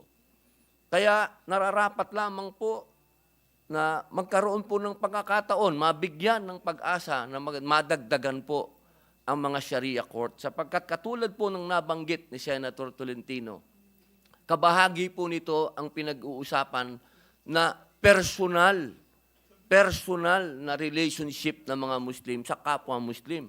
Nandiyan po yung pagpapakasal, divorce, mga importante po ito dahil parte po ito ng pananampalataya. Sa Islam nga po, sinasabi na ang pag-aasawa ay kalahati ng iyong pananampalataya. Kaya ito po ay paghingi ng suporta sa aking mga kasama na sana po ay maipasa ang panukala na ito sapagkat kailangan po ito ng mga kapatid niyo pong Muslim.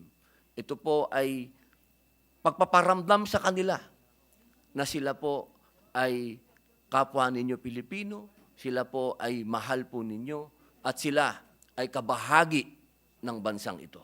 Maraming salamat po, Ginoong Tagapangulo. Mr. President, I move that we suspend consideration of Senate Bill number 2594 under Committee Report number Excuse me, 21. Majority Leader. Yeah. My apologies. I didn't ask permission.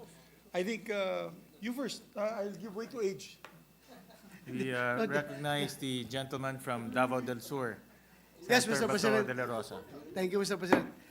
I just would like first, I would like to congratulate the principal author of this measure, Senator Robinord Padilla, and the sponsor, Senator Tolentino, for this worthy endeavor.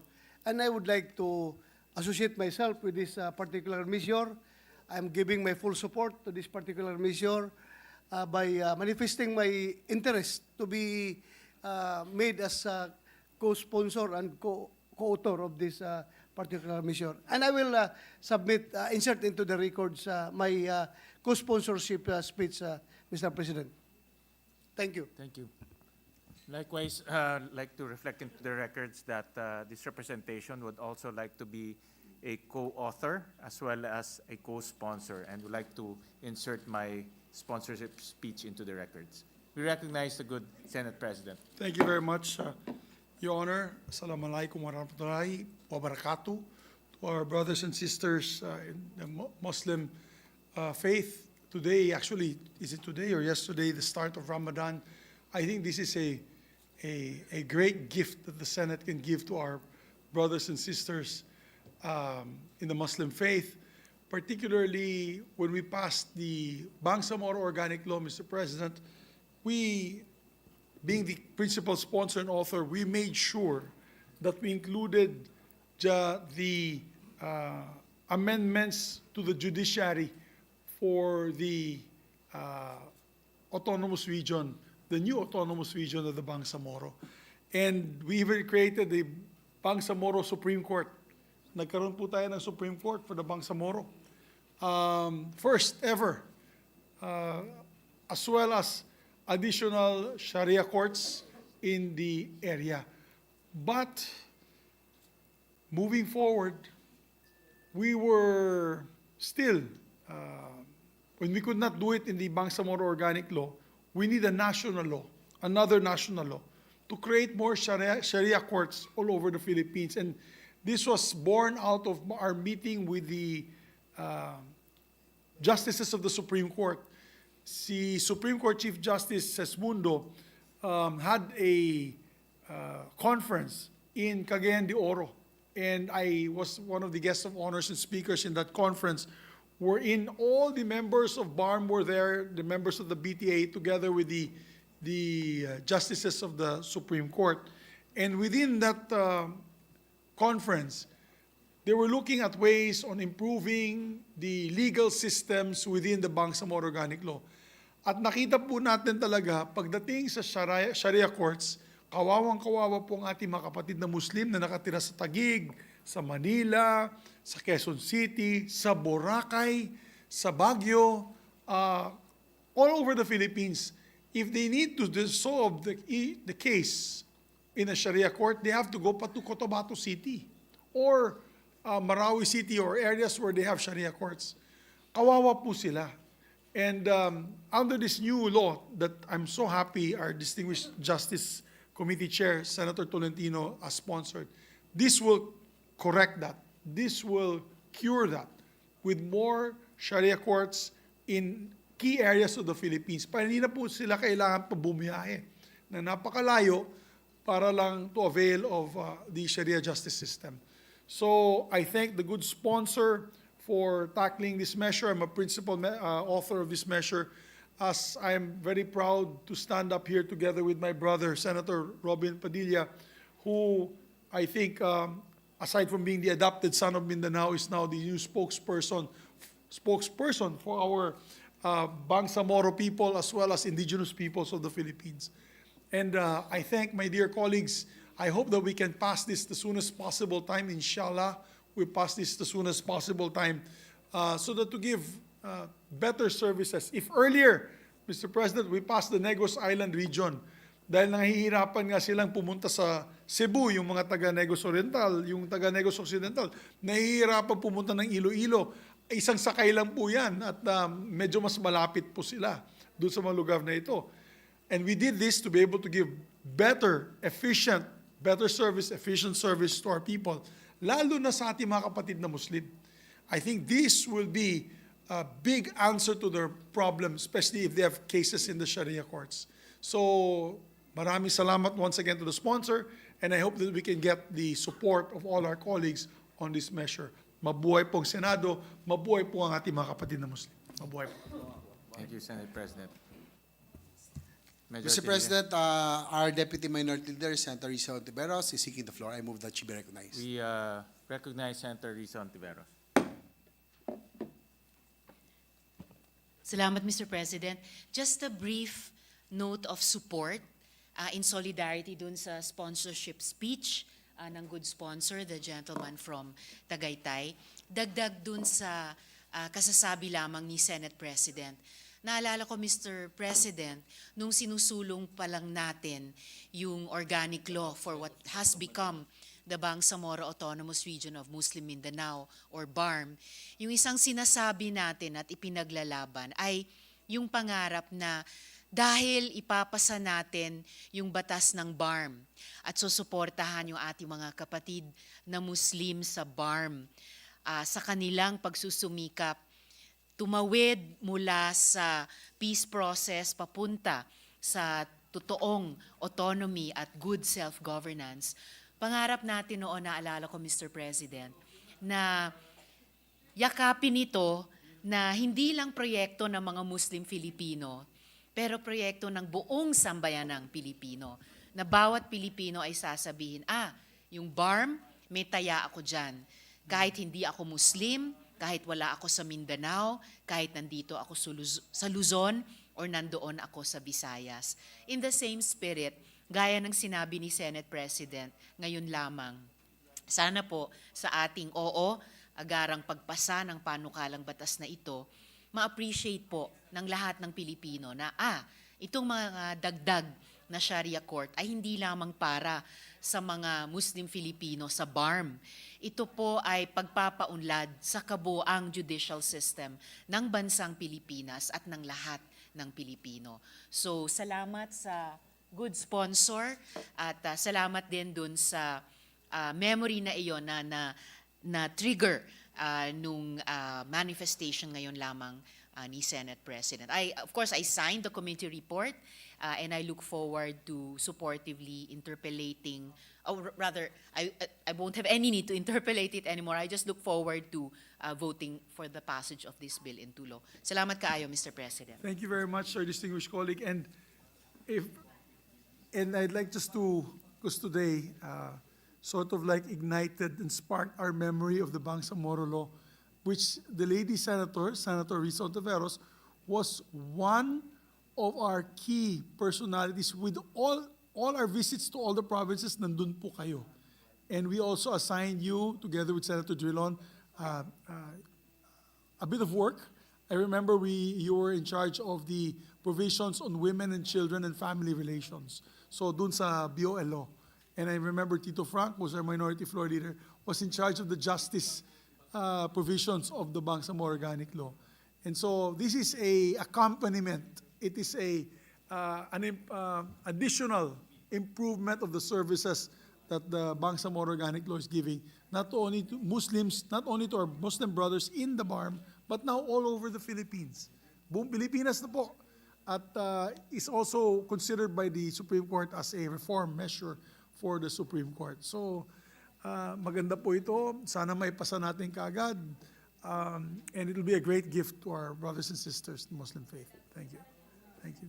So, Majority Leader? I believe Senator Tolentino would like to, okay.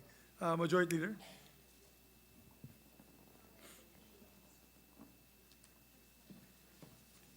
Mr. President, I move that we suspend consideration Senate Bill number 2594 under Committee Report number 215.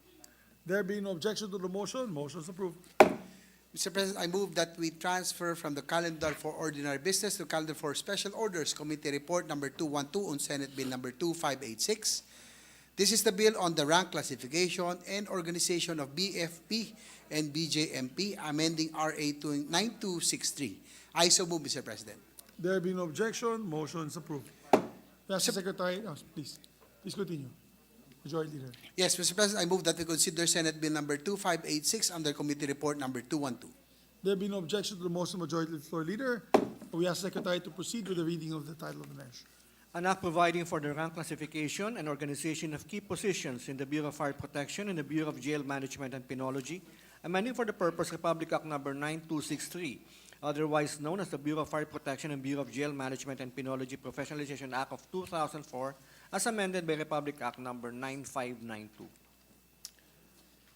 Mr. President, to sponsor the measure, I move to recognize Senator Ronald Bato de la Rosa, Chairperson of the Committee on Public Order and Dangerous Drugs, to deliver his sponsorship speech.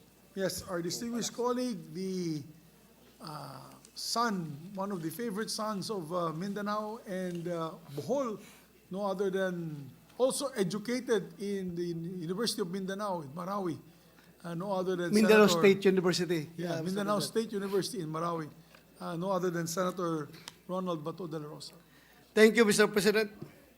Mr. President, I rise to sponsor Senate Bill number 2586 under Committee Report number 212, which provides for the rank classification and organization of key positions in the Bureau of Fire Protection and Bureau of Jail Management and Penology. Sa gitna ng kadiliman, kahit na ang munting ilaw na dala ng isang alitaptap ay maaring magbigay ng pag-asa. Ngunit ang napabayaan namang kandila ay maaring magdulot ng hindi masukat na pinsala. Sabi nga ng tanyag na manunulat na si Leo Tolstoy, "A spark neglected burns the whole house." With this in mind, I believe one mark of leadership is the ability to notice such a spark, Mr. President. The ability to notice, to pay attention to that which would have otherwise been ignored or taken for granted. Katulad po ninyo, Ginoong Pangulo, binibigyang pansin ng tunay na leader ang mga bagay na tila madaling makaligtaan o di kaya'y tila madaling isantabi o ipagpaliban. Nakikita ng tunay na leader ang mga ito at kanyang binibigyan ng solusyon. Today, Mr. President, your Committee on Public Order, joint with committees on local government and finance, would like to report to this august body the spark we saw. A spark we should not let burn an entire house and start a wildfire. At present, there is a noticeable buildup of embers in the Bureau of Fire Protection, or BFP, and the Bureau of Jail Management and Penology, or BJMP, that threatens to engulf them. You see, this current rank classification is highly combustible, and even the smallest friction could cause this organization to go up in flames. They who fight and put out our fires for us confront the painful and tedious realities of reformation for us should never be neglected.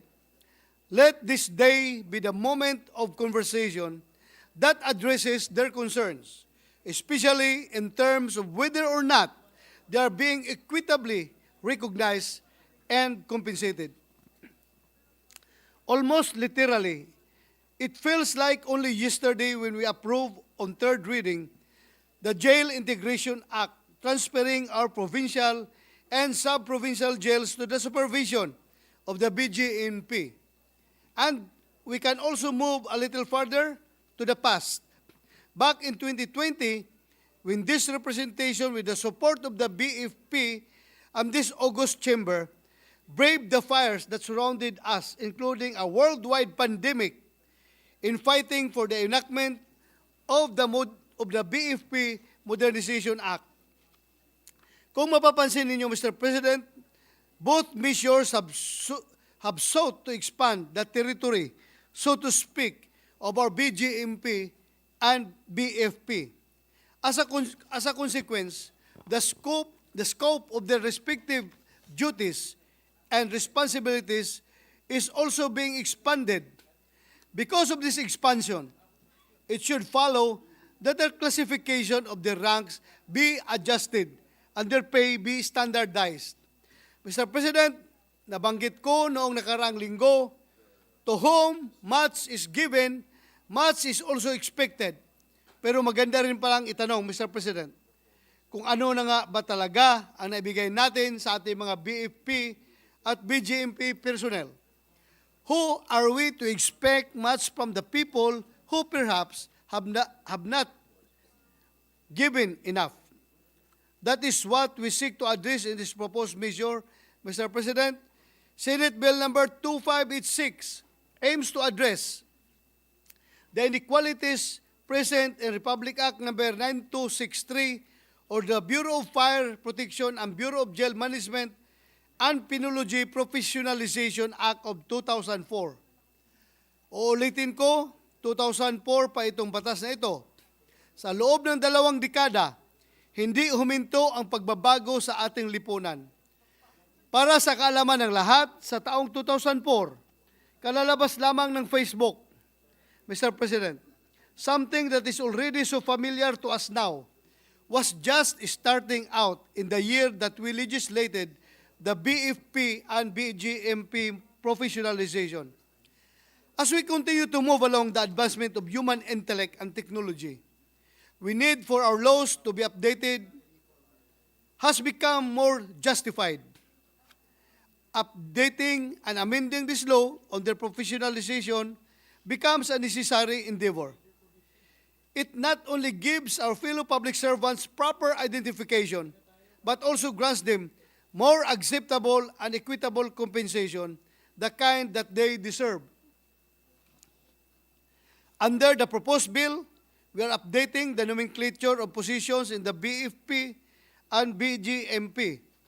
Susundin po natin ang naging rank classification na pinapatupad sa Philippine National Police. Alinsunod ito kung dati ay director ang opisyal na tawag sa rank ng kanilang chief, ngayon ay gagawin natin na nating fire or jail general. The respective deputy chiefs for administration at operations na siyang assistant ng fire or jail chief ay bibigyan na natin ng rank na fire or jail brigadier general na dati ay senior superintendent lamang. Ang second in command naman ay magiging fire or jail lieutenant general mula sa dating chief superintendent. Gayon din ang magiging posisyon ng third at fourth in command. Samantalang ang fifth officers in command naman ay magkakaroon ng rank na fire or jail major general mula sa rank na senior superintendent. Mr. President, Senate Bill number 2589 also ensures that the BFP and BJMP ranks are commensurate with their qualification standards. In line with this, of course, Mr. President, are the corresponding adjustments also to their salary grades. The purpose of this legislation is nothing short of remarkable.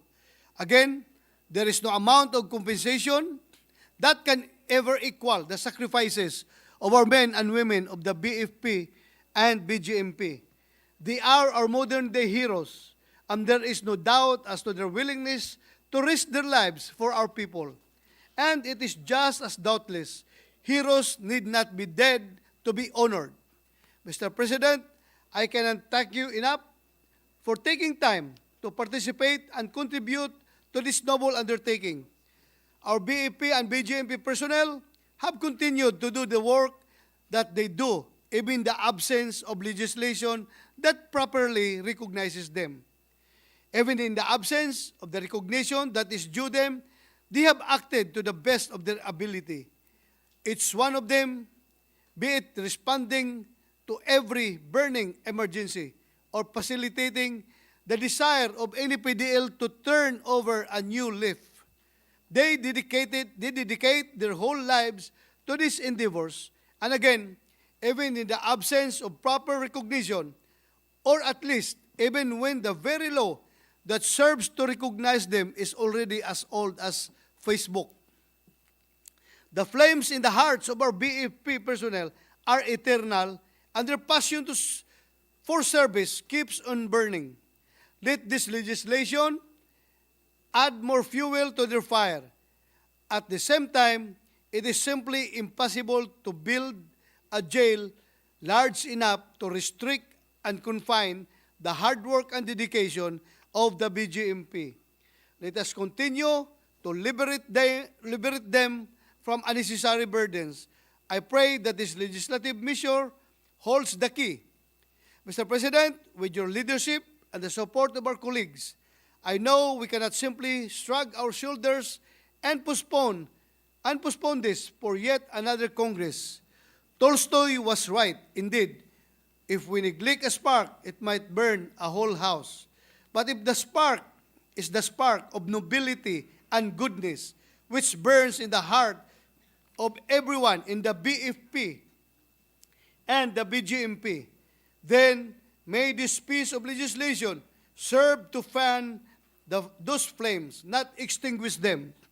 To the noblemen and women of the BFP and BJMP, thank you for your service.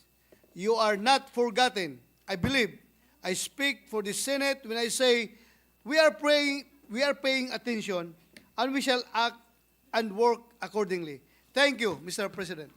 Thank you, distinguished colleague, Senator Bato de la Rosa. Mr. President, to give his co-sponsorship speech is Senator Bongo. I move that we be recognized. Our distinguished colleague from Davao and Batangas, Senator Christopher Bongo, is recognized.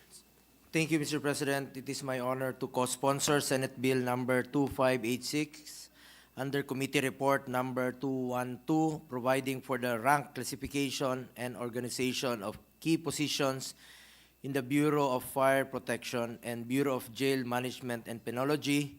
We commend the good sponsor, Senator Bato de la Rosa, for prioritizing this measure. As the principal author and co-sponsor of Republic Act 11589 or the BFP Modernization Law, I support this bill that would professionalize the BFP. Mr. President, we need to address the inequality in the rank classification and show our fire and jail officers what we appreciate their devotion to their duty and their sacrifice, dedication, and service to the country. We should improve the organization efficiency and effectiveness in the BFP and BJMP by eliminating confusion in ranks. At bago po yan, remember, noong 2018, dinoble po natin yung sahod sa panahon ni Pangulong Duterte, yung mga uniform personnel. Kasama na po dito ang BFP, BJMP, Coast Guard, at Armed Forces of the Philippines, PNP. At marami na pong nangyari after, yung AFP, nagkaroon na po tayo ng mga fixed terms sa kanilang mga ranggo. Sa BFP, kanina lang po natapos yung BICAM sa PNP. Ito naman pong dapat po hindi mahuhuli itong BFP and BJMP. Unang-una, nakakalito yung ranggo nila ng 2-star director, puro mga director pa rin po, and isa lang yung director nila. So under this proposed measure, the BFP and BJMP shall include key positions with the Fire Jail Brigadier General serving as the highest officer to be appointed by the President upon the recommendation of the Secretary of the DILG.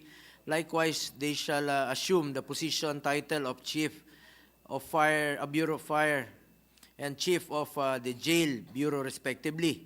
Among others, the key positions to be included in the proposed measure are Fire Jail Lieutenant General. Ito po yung katumbas ng 3-star position, which shall have the position title of Deputy Chief of Administration, operations and directorial staff of the Fire and Jail Bureau respectively. Halos ganun na rin po ang sa Coast Guard sa ngayon. No? Meron na silang 4-star, may 3-star din po sila, at may 2-star and 1-star. The proposed measure likewise seeks to professionalize and upgrade the qualification standards used to designate specific uniformed personnel of the BFP and BJMP. The measure gives premium to educational attainment equal to the key positions given. Relative to that, higher-ranking officials are required to be at least a graduate of Bachelor of Laws or finish various master's degree programs. On the other hand, low-ranking officials are required to have at least finished certain years in Bachelor of Laws or earn certain number of units for the listed master's degree programs. Moreover, Mr. President, as the rank classification, the standardization of base pay of uniformed personnel will be prioritized under this measure. This shall promote efficient administration, supervision, and control over the uniformed personnel of the BFP and BJMP. The standardization of the base pay shall be without prejudice to the benefits currently received by the uniformed personnel of the BFP and BJMP. However, the retirement pay shall be adjusted based on the prevailing base pay of the uniformed personnel in the active service. Every year, the organizations of BFP and BJMP are expanding. It is our hope that this bill will motivate our uniformed personnel in the fire and jail service to provide effective and efficient public service. Napakalaking tulong po ito upang mapalakas at mapatatag ang ating mga kapulisan, bumbero at iba pang first responders pagdating po sa oras ng sakuna. It is imperative that we take proactive steps to rectify the disparity and help our BJMP and BFP in harmonizing their rank classification and organization. I believe that through this measure, we will uplift the morale of every uniformed personnel in the BJMP and the Bureau of Fire Protection. In this light, I request that I may be made the co-author of this measure. Thank you po, Mr. President. Thank you very much, distinguished colleague. Thank you. Mr. President, Senators Revilla and Estrada would like to insert their co-sponsorship speech on Senate Bill number 2586. We take note of the manifestation. And before we suspend consideration of the measure, I fully support and endorse this measure if we want to reform the jail system, the penology system for persons deprived of liberty. We have to take care of the men and women of the Bureau of Jail Management, BJMP, and as well as the fire protection. If we want to have better services, we have to also take care of them. We just passed the organizational reform of the PNP. We also passed already the organizational reform of the AFP. Huwag naman natin kalimutan yung BFP tsaka yung BJMP dito. So I would like to tell the sponsor, you have my full support, and if I can also be made a co-author and co-sponsor of this measure. So, yun lamang, Majority Leader. Thank you very much. Yes, Mr. President. Mr. President, with that, I move that we suspend consideration of Senate Bill number 2586 under Committee Report number 212. I so move, Mr. President. There being no objection, motion is approved. Mr. President, at this juncture, I move that we resume consideration of Senate Bill number 2572 under Committee Report number 209. This is the bill on the Bulacan Airport City Special Economic Zone and Freeport Act, or BACSESFA. I so move, Mr. President. Yes, there being no objection, motion is approved. Mr. President, the parliamentary status of the measure is that we are still in the period of interpellation, and with the consent of the body, I move to resume the period of interpellation and recognize the distinguished sponsor of the measure, the distinguished lady from Pangasinan, Iloilo, and San Juan, Senator Grace Poe, and to interpellate our distinguished minority leader, Senator Coco Pimentel. Yes, our distinguished minority floor leader is recognized to interpolate and to sponsor our distinguished lady senator, Senator Grace Poe. Thank you, Mr. President. And with the permission of our sponsor, if this representation can now continue with this interpellation. We stopped on page 3, Mr. President, since we're going on a section to section method. Mr. President, if we can talk about the governing principles found in section 7, specifically on page 5, paragraph F, which reads as follows: goods manufactured by a Bulacan Ecozone enterprise shall be made available for immediate retail sale in the domestic market, subject to the payment of corresponding taxes on raw materials and other regulations that may be formulated by the BACSESFA, the Bureau of Customs, and the DTI, etc. And there's a second sentence there, Mr. President. Doesn't this go against the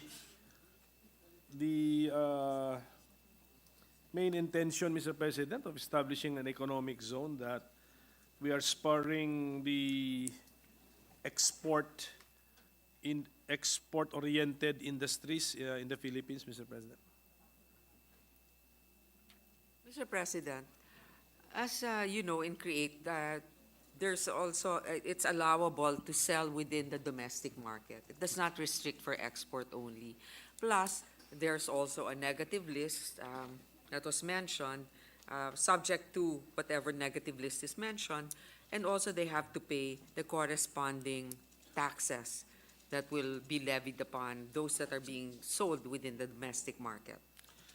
So, ang pagkakaintindi ko po sa existing rules natin sa PEZA or maybe even under CREATE, hindi ba a certain percentage lamang ng kanilang production ang pwede nilang ibenta sa domestic market? And sa pagkakasulat nitong yung paragraph F on page 5 under section 7, is there no percentage involved here, Mr. President? Mr. President, the restriction on the quota of goods that can be sold within the domestic market was already removed in the CREATE law. So 100% can be So sold? 100, up to 100%, of course, Mr. President, and this is also in AFAB. This is also allowed. So, as I have been informed by our sponsor, the rule now is that 100%? a locator in an economic zone can sell 100% of its manufactured goods to the domestic market, Mr. President? Yes, Mr. President, apparently in CREATE, the domestic market or those that produce for the domestic market are also entitled to certain incentives. They just have to file with CREATE. Apo, basta, so, a non-export-oriented enterprise can now locate in our ecozones, especially in the Bulacan ecozone, and be entitled to certain incentives not available to their normal competitors, Mr. President? Yes, Mr. President. It says here in the CREATE, in the Tier 3 fiscal incentive, for domestic enterprise, all other applicable taxes, all fees and charges where services are rendered are still going to be levied upon them, but they could sell within the market because they are classified as domestic enterprise. So, pwede silang within the Tier 1, 5 years income tax holiday, and then Tier 2, 6 years, Tier 3, 7 years income tax holiday. And tapos after the income tax holiday, pero pa silang enhanced deduction of 5 years allowable. So ang nangyayari ngayon, we have abandoned that idea that the ecozones have been put up so that to encourage our export-oriented industries or enterprises, Mr. President? I believe that the CREATE, Mr. President, is not restrictive, is not restricting itself to income generated from export, but income as a whole, broadening the tax base, therefore expanding the manufacturing industry in the Philippines, whether for domestic or for export consumption.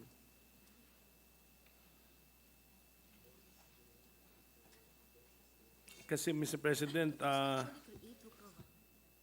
kunyari directly binigay na lang yun ng mga sanggunian, hindi ba nila kaya bigay yun? Sa mga, kunyari, the sanggunians of the 10 LGUs, if exporting if the locators need not export, and then locators are given incentives, couldn't these incentives be extended to the locators, the so-called locators, by the sanggunians directly, and no need for the Ecozone concept, Mr. President? No, Mr. President, because if they do that now, let's say without the Ecozone, I mean, the facilities also being enjoyed by the locators under the governance of the Ecozone is more advantageous kasi kung ngayon pupunta sila doon, wala pa naman yung, yung mga facilities, yun nga, nakalubog pa nga sa lupa. So, talagang kailangan ng extensive capitalization para mas maging lucrative and enticing for locators to actually set up. So these are fish ponds or swamplands. So what is the plan when the authority, the BACSESFA, is created? BACSESFA will be the one spending to reclaim the land, Mr. President? Well, of course, Mr. President, there will be many sources of funding. One is the seed money that's also being given to the BACSESFA Ecozone, the 20 billion here in the bill. Is it 20 or 2? 20 billion. What section? ma'am? 20 billion, but that's not in one-time lump sum payment. I mean, that's spread over how many years? I think 20 years. Sabi mo 2 lang din.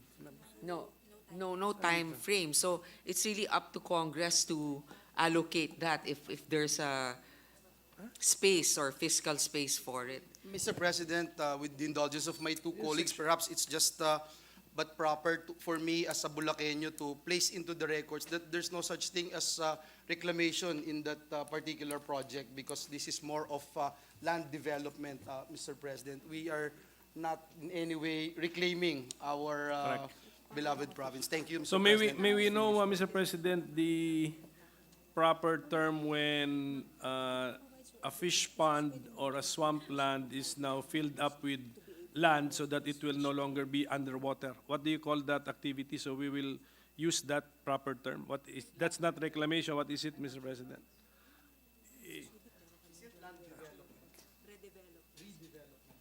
I think, Mr. President, it's land redevelopment. It's called land redevelopment. Yes.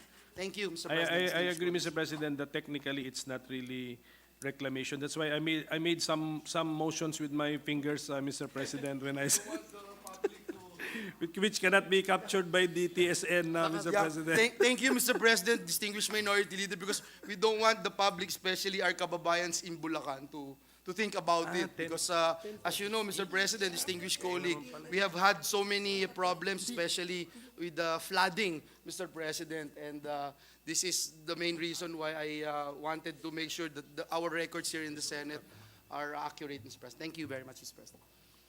Thank you, Mr. President. So yes, the capitalization is found in Section 10, but it's written in such a way that the amount is not stated. It's the number of the shares which is stated, Mr. President, so which misled me.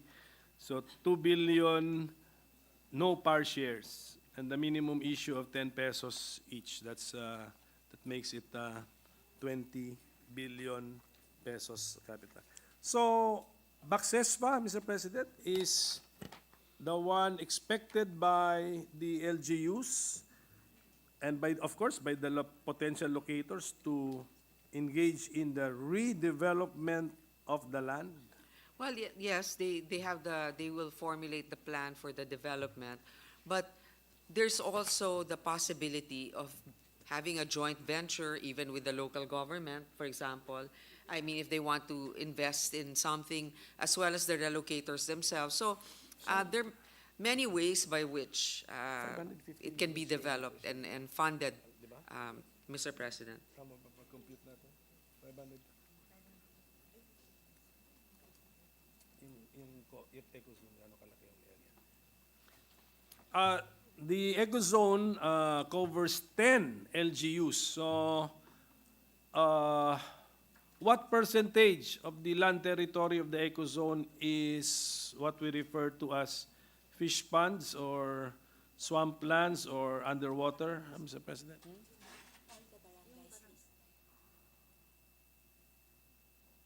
All the barangays listed under Section 5, Mr. Yan, President. okay. Since alam na po natin pala yan, what is the total area of those barangays mentioned in paragraph 1 of Section 5? Total area of those barangays? Yes. 55,000 hectares. I thought that 55,000 hectares was the total area of the 10 LGUs. Yeah, 10 LGUs, yes. 4,152 hectares.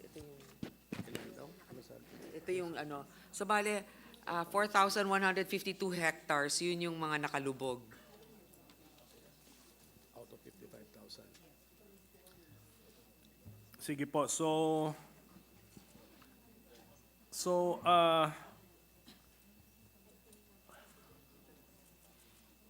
Pero ano pa po yan, ano? It's just a plan, a theoretical plan, because we need the board to adopt a general framework for land use in the Ecozone, and then siguro yung 4,000 hectares na yon, they will have to declare a project to recover the land, to redevelop the land, Mr. President. Ganon po ba yun? Do the LGUs already know that this will be done? Has there been a solid commitment given to them, a concrete commitment, Mr. President? Mr. President, there is no objection from the local government with regards to the designation of their province or the city as an ecozone or a free port zone.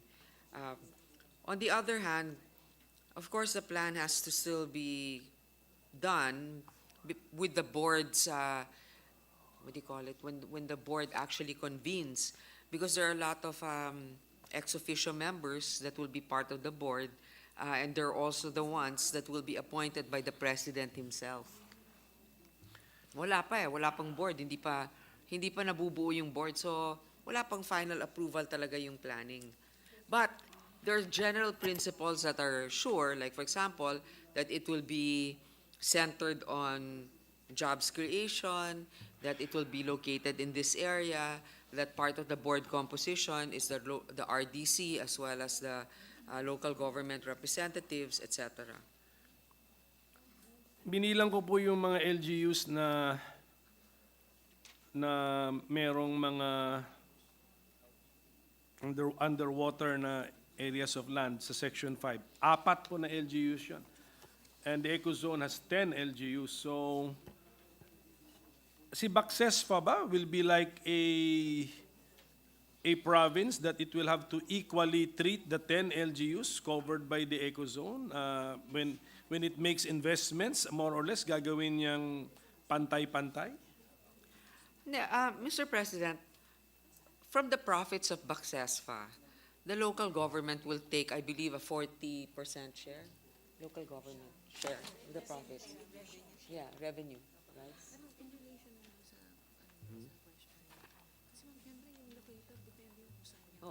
Mr. President, again, my train of thought, there's a revenue sharing. Okay, there's a certain percentage will definitely go to the local government. Doon hati-hati sila. Pero pagdating doon sa specific earnings, it will depend also where the locators are. Like if there's one particular province that has more locators, because maybe it's easier for them to release a business permit, for the property taxes, maybe it's more reasonable, then of course their share will be bigger. But the entire Ecozone comprises of 10 LGUs. So what is the commitment of Bacsesfa to its entire land territory that it will develop it, Mr. President? Like an ecozone, like an economic zone?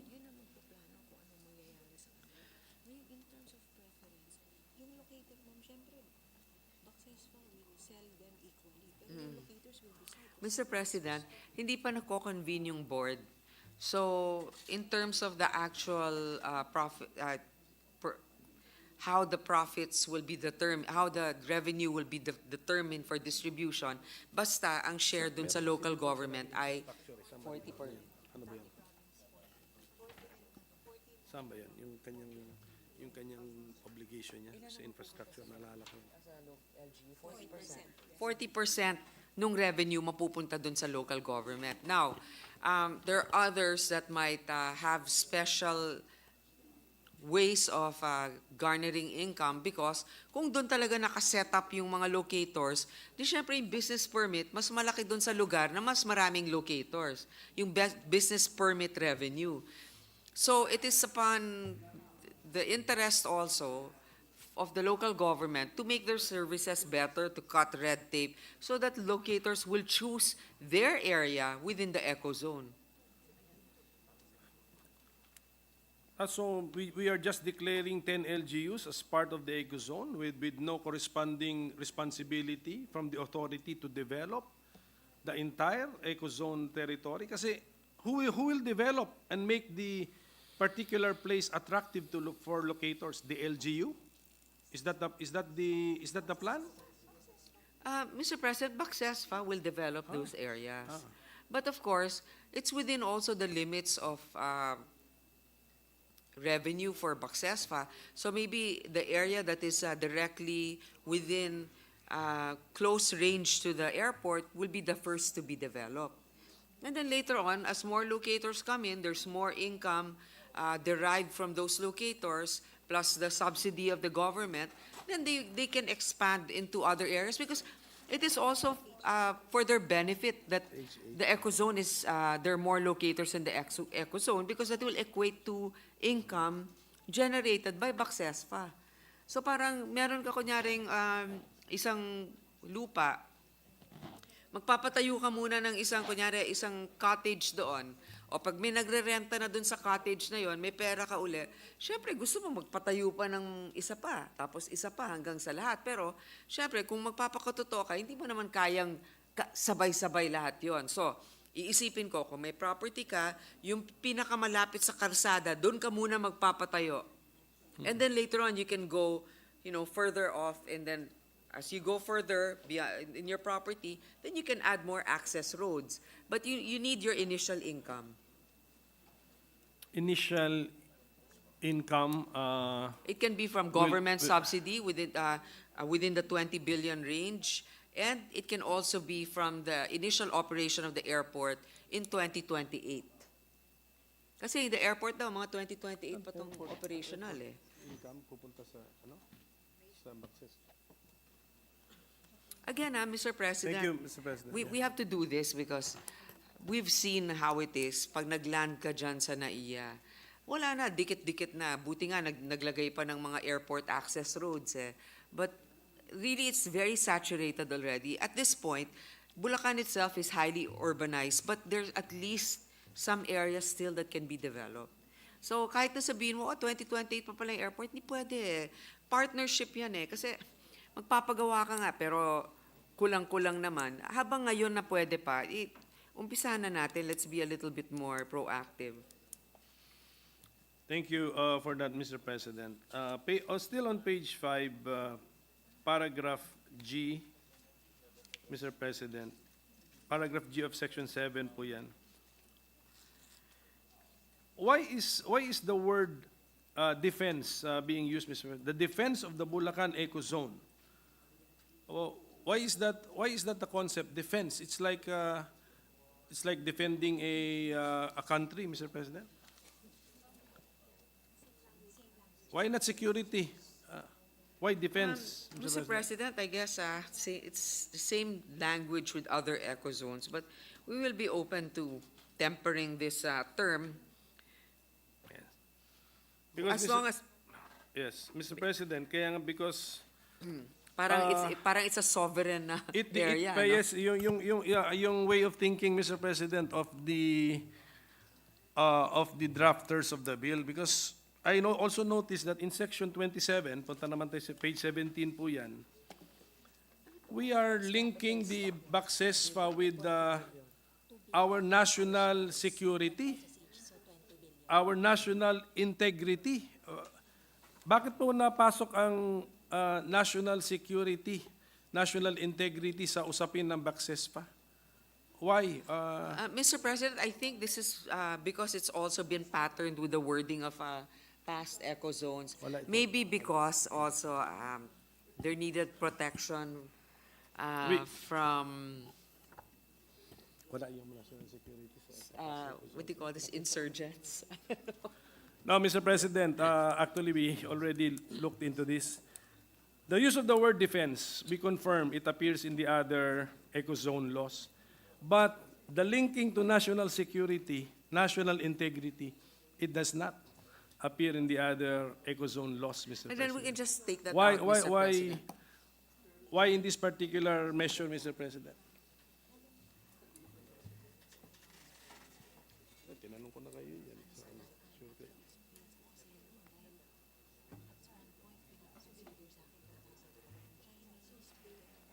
Yung defense tama. Mr. President, there's also the possibility kasi if we allow, let's say, other nationals to invest, which we are, there might be one that perhaps might pose a problem. So, because it's a free territory, I mean, it's an area with which we have to defend also our sovereignty. If for some reason, one locator from another country will engage in something that might be a threat to our sovereignty, the ecozone must be, of course, protected. But if the minority leader is uncomfortable with the wording, we can always stick to the normal language of the provisions in other ecozones. Is BACSESPA envisioned to be at the level of the 4 other free ports mentioned earlier, or is it a superior ecozone compared to AFAB, Subic, Clark, and Zamboanga? Well, Is it at the same level?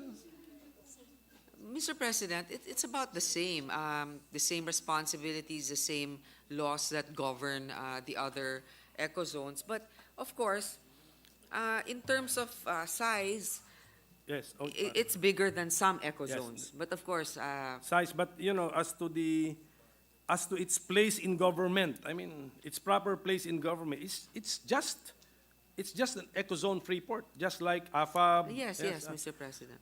That's why I'm asking this question, Mr. President, because, Section 25, for example, page 17, it has this sentence, Mr. President. The second sentence of paragraph 1, the concerned LGUs shall operate and function in accordance with the framework of the Constitution, the Local Government Code of 1991, and this Act. So in effect, yung 10 LGUs na yon, they are distinct from all the other LGUs of the Philippines because all the other LGUs, they follow the Constitution and their Bible is the Local Government Code. Pero itong 10 LGUs na ito, they have to operate and function in accordance with this Act. Well, Mr. President, this act just affirms the provisions that are written here. So,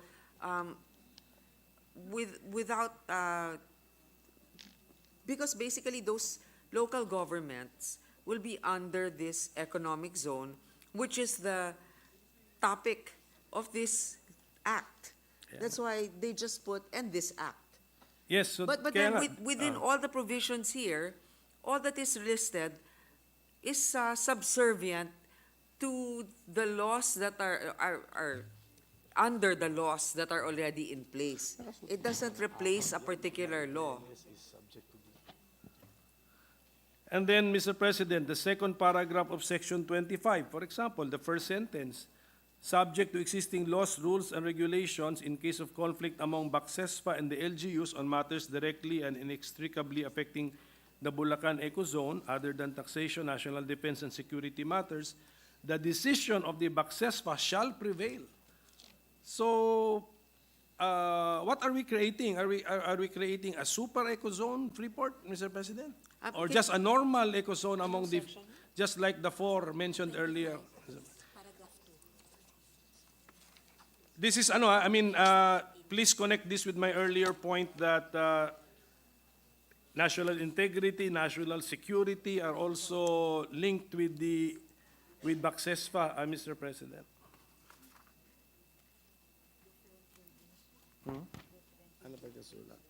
But it's clear also that it says subject to existing laws, rules, and regulations. In case of conflict among the BACSESFA and the LGU on matters. Yes, but the rule being established here is that the decision of the BACSESFA shall prevail. Mr. President, this is not a new rule. This is also a provision in other ecozones. Remember, Mr. President, parang if there's other than taxation, national defense, and security matters, basically what other concerns might there be? Maybe the conversion of, that the BACSESFA will be superior over the Actually, local government. that's my next question. What would be a good example of this sentence, Mr. President? Because we are anticipating, actually maganda nga, we are anticipating that there is a conflict between BACSESFA and let us say a certain one of the 10 LGUs. So, like what? But it's a concern of the LGU, but sabi ni BACSESFA, it's a matter directly affecting the Bulacan Ecozone. It is not about taxation, it's not about national defense, it's not about security. Therefore, we decide. So what could that possibly be? Yeah, kaya nga, Mr. President, I think they're just being But there must be something else. Because that's why tinatanong ko po to para kung yung 10 LGUs na yon mga councilors nakikinig para makita po nila anong effect sa possible local autonomy po nila, Mr. President. So, Mr. President, parang ganito lang yan eh. You can look at it the other way. It is also strengthening the authority of the local government kasi parang wala na rin naman talagang natira din sa BACSESFA na magagawa eh. Kasi pagdating sa taxes, pagdating sa ano pa ba ito? Matters of defense, pagdating sa security, hindi din naman sila yung yung supreme authority. So ano pang matitira? Pagdating din naman sa mga business permits, pagdating sa property, taxes, ganyan, puro local government rin naman. So basically, I guess it's what would be left is the planning, the proposed planning. But then again, even if they plan, if there's no business permit, hindi rin makaka-operate. Walang construction permit, hindi rin makaka-operate. So they really still have to balance their powers here. Well, at any rate, Mr. President, yung paragraph 2 of Section 25 establishes the general rule nga that if there is a conflict between BACSESFA and LGU, the decision of the BACSESFA shall prevail. That's the general rule. Meron lang siyempre mga nuances, Mr. President. So, Mr. President, we came from Section 7 and then Section 8, we have already asked about that. Ito po concern ko, the second paragraph of Section 8, found on page 6. Page 6, line 4, municipal waters. Ayan po, those are the municipal waters of the 10 LGUs or the coastal LGUs, Mr. President. How come, under our bill, BACSESFA will now be the one to allow patrol or other law enforcement arrangements by the BOC and other government agencies for the enhancement, protection, control, and compliance with customs? No problem, kasi let us say BOC customs. But how come pati fisheries and other laws and regulations, bakit si over the municipal waters of the municipalities, si Bacsespa po ay makikialam na beyond customs. Please look at the first paragraph on page 6, Mr. President, of our bill. Second paragraph of section 8. Mr. President, of course, I don't think it's lording it over in terms of the authority, but since it's affecting the property or the ecozone that's close to the coastal area, that area will have to be secured also. So it's coordination with those that are doing the inspection, even customs. And I think that's also what we need, diba? Parang in our subdivision, we have our neighborhood watch. Hindi naman natin na bahay, hindi naman natin pagmamayari yung mga karsada malapit sa bahay natin, but we coordinate with our neighbors and also with the homeowners association to make sure that those common areas are safe because we will all be affected. And so ganito rin yun, mabuti nga yan para may supplemental support sa ating mga local authorities, ang Bacsesfa, if they're well-funded.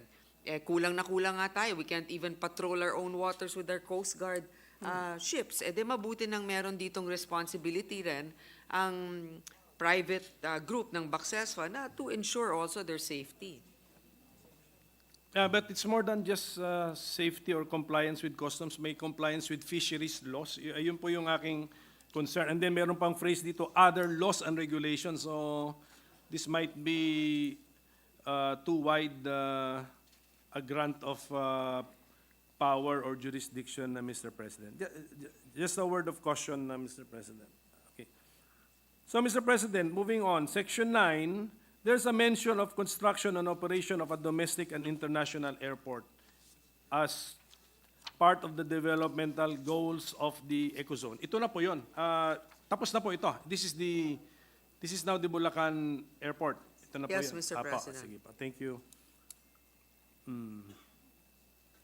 And then the last sentence of Section 9, the administrator shall, upon approval by the Board of Directors of Bacsesfa, submit to the Bulacan Ecozone plans, programs, and projects to the RDC for inclusion and inputs to the overall regional development plan.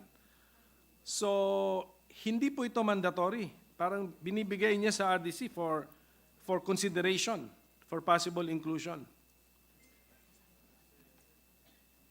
Or does the RDC have no choice because of the earlier sections that we discussed on land use planning and development, but to include Bacsesfa's plans in their regional plans?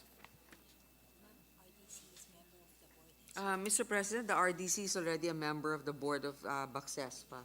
One representative. One of the members. So remember, we also have representatives from the national government there. So you can't say that really there's a monopoly or a vested interest by a private entity that can have authority over all of them. Kasi nga, multicultural yung mix din ng composition ng board.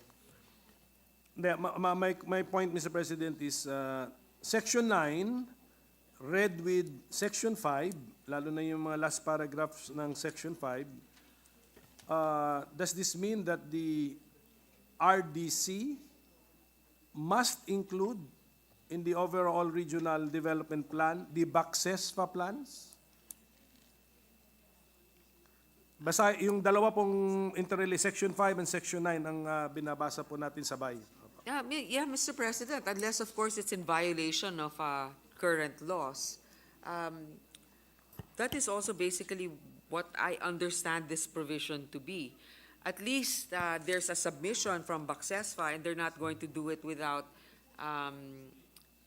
informing RDC so it can be included. But again, the RDC, unlike other ecozones, is part of the Bacsesfa board.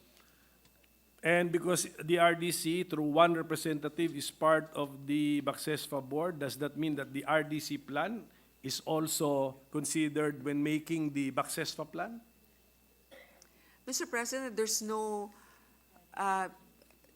question that the representative of the RDC, whoever they choose to be there, should be competent, should be qualified, should be engaging, so that it can push for whatever plans they have to be accepted by the Bacsesfa board. Within the board itself, if the RDC is outvoted, and that being outvoted by the representative of the DOF, the representative of the DOTR, and that says a lot, because you have experts from not just one sector, but many different government agencies, and RDC is just one.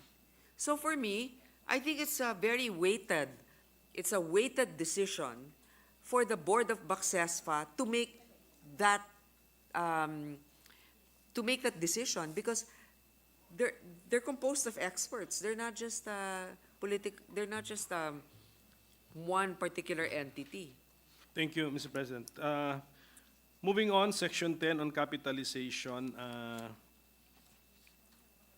It is structured in such a way that the capital of the Bacsesfa is enumerated.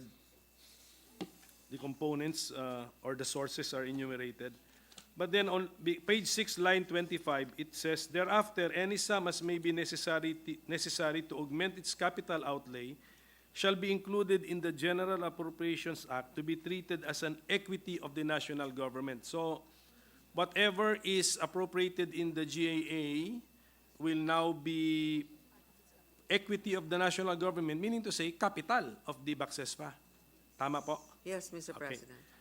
And then the the following sentence is, additional funding shall come from the following. So 1, 2, 3, 4, 5. There are 5 sources. What are these? How do we treat this additional funding? Are these also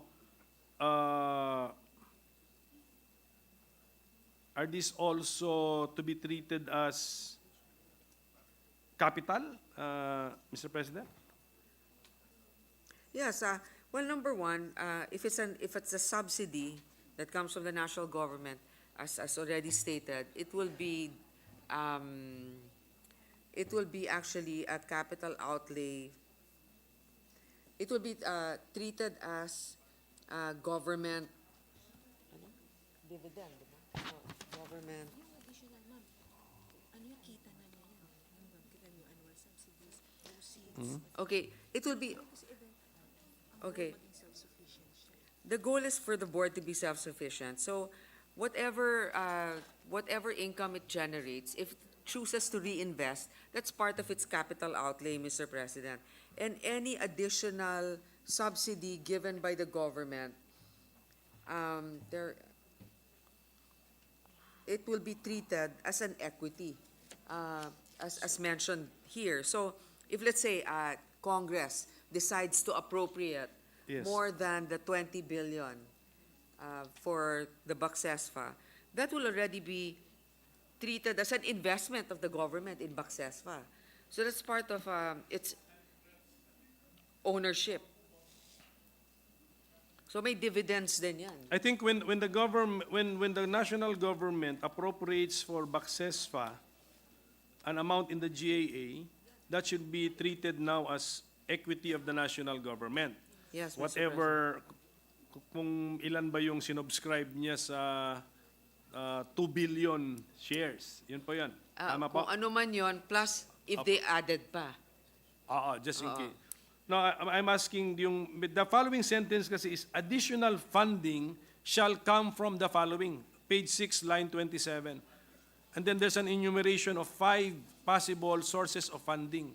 What are these, Mr. President? Funding for?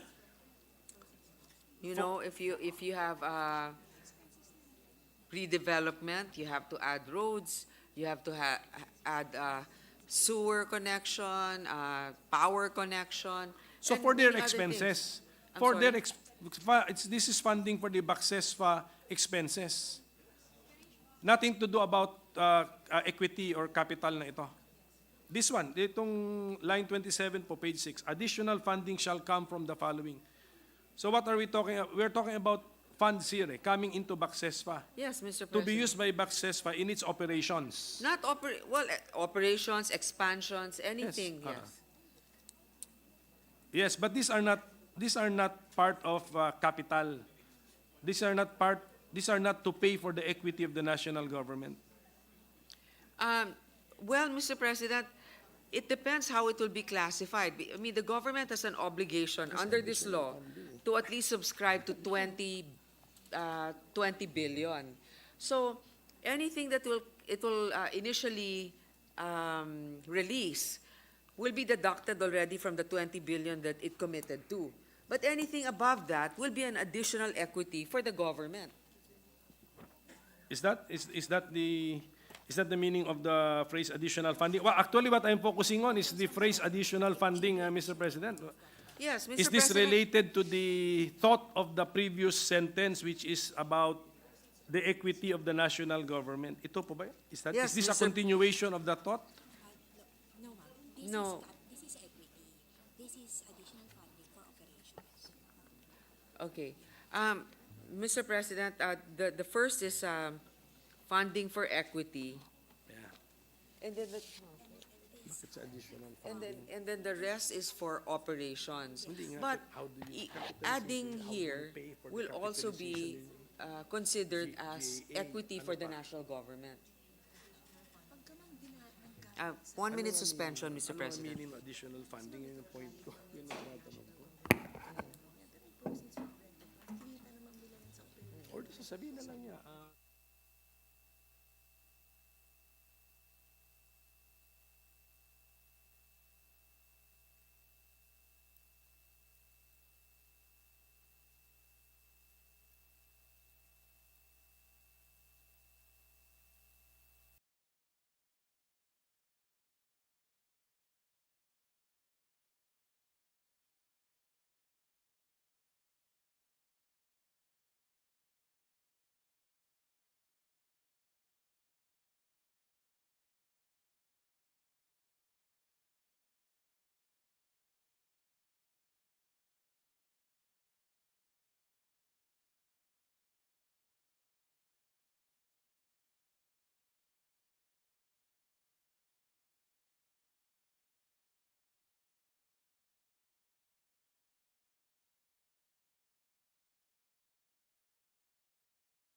Session resumed.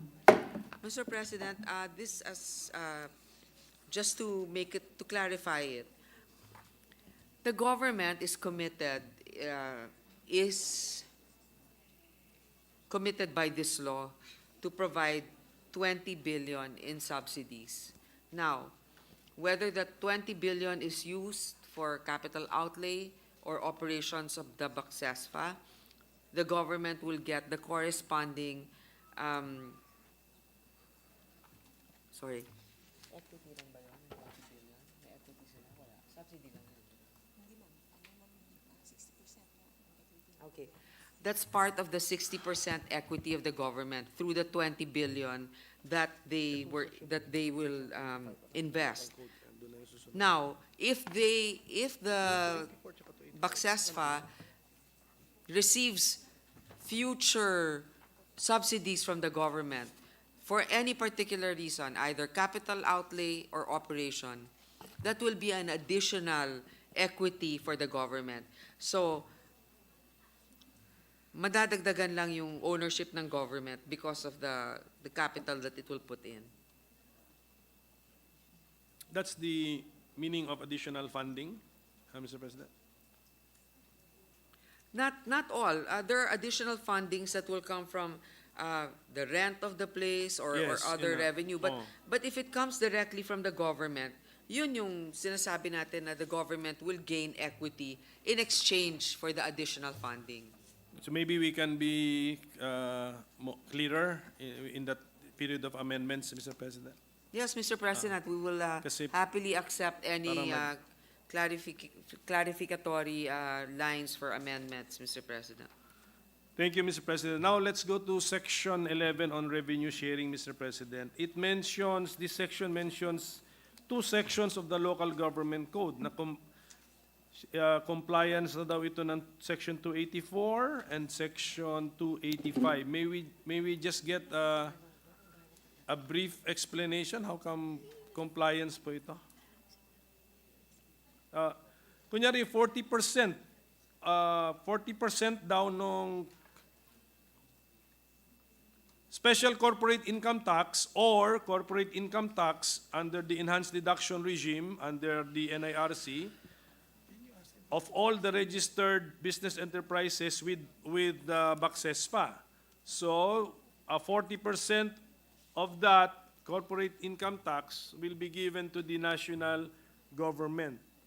And this revenue sharing scheme shall be considered compliance with Section 284 of the Local Government Code and shall no longer be further divided for purposes of the national tax allotment. Why is this necessary to be stated, Mr. President? Well, Mr. President, I guess to Kasi yung clarify it. Kasi yung may 40% share yata under Section 284 is the local governments, the LGUs, Mr. President, not the national government. But the national government will also get. Magkano sa national government? Magkano sa national government? 40. 40 in the local government. 40 lang. 40 national, 40 local, Tapos, 20 boxes. Mr. President, 40 will go to the national government, 40% will go to the local government, and 20% lang ang mapupunta sa BACSESPA. Correct. Yan po yung nasa bill natin. Oh. Pero why did we, please take a look at page 7, beginning at line 22. Section 11A po yan. Ganito po nga pagkasulat eh. 40, yung corporate income tax na collected by BACSESPA will be divided as follows. 40% to the national government, okay, and which shall be directly remitted to the NG, provided that the revenue sharing under this section, this 40-20-40, shall be considered compliance with Section 284 of the Local Government Code of 1991 as amended and shall no longer be further divided for purposes of the national tax allotment. And that proviso is found under subparagraph A is when Section 284 talks about the 40% share of the LGUs. Subparagraph A is about the 40% share of the NG. Mr. President, what's the question of the minority leader again? I mean, what are you saying? What is the importance of putting this proviso under Section 11, subparagraph A, when the section we are referring to in the local code, Section 284, is about the 40% share of the LGUs, when subparagraph A talks about the 40% share of the national government in the corporate. Maybe this proviso belongs to the mother paragraph, to the main idea, Mr. President, not to the 40% share of the national government. Tama ba? Ito ba yun? Section 284? Di ba? Oh, local government shall have a share. Local government lang sa 40%. Tapos pinag-uusapan niya rito, 40% ng national government. Kasi sabi niya, Mr. President, if the minority leader finds it superfluous, we can delete that. Yes, is it safe to delete it? But that's why I'm asking the sponsor, there must have been a purpose why it is there, Mr. No, President. Mr. President, yes, it is safe. Okay. Thank you for that, Mr. President. Now, okay, sandali. 285. Okay. Thank you, Mr. President. Going now to to the last paragraph of Section 11 found on page 8, first sentence. The share of the NG shall be paid by the locator directly to the Bureau of Internal Revenue.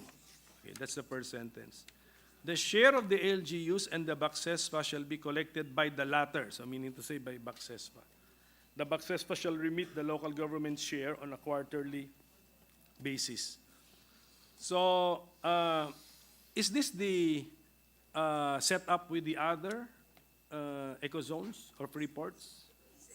Yes, Mr. President. It's also it's also so that it lessens the steps and the procedures to be able to operate your business. Kasi if you have to go to so many different outlets to settle your permits and your payments, it will go against the Anti-Red Tape Act. Correct.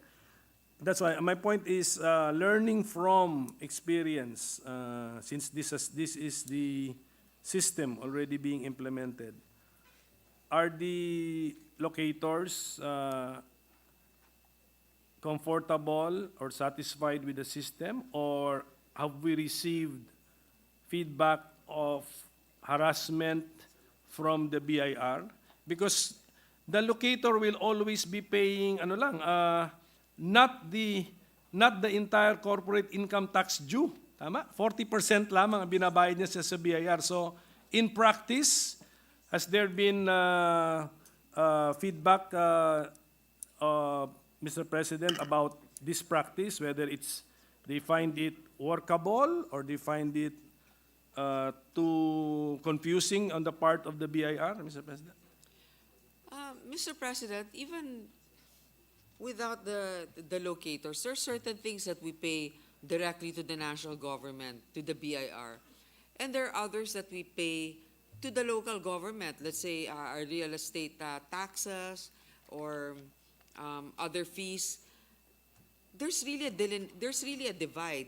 A certain percentage of our income goes to the national government, so we pay the BIR directly, and then a certain percentage will go to the national treasury of the local government. E ganito din dito, the only difference is it's Bacsesma that collects for the LGU. Yes, for the LGU. Yeah, but the percentage... But that would be, the locator will now pay 60% of the corporate income tax due from the locator to Bacsespa. 60 on, 40 doon pang for the LGU, 20% sa'yo. But 40% siya sa BIR. So, since we are already using this, ito lang Yes. ginagamit. Yes, other Kumusta ang feedback po? Kumusta ang feedback dito? gusto pa nga mag-expand, Mr. President, ng ibang mga ecozones eh. From the point of view of the locator, any locator? negative feedback that they are being harassed by the BIR because what they will be paying, Mr. President, is not the 100% of the corporate income tax due. 40% lang ibayad nila sa BIR.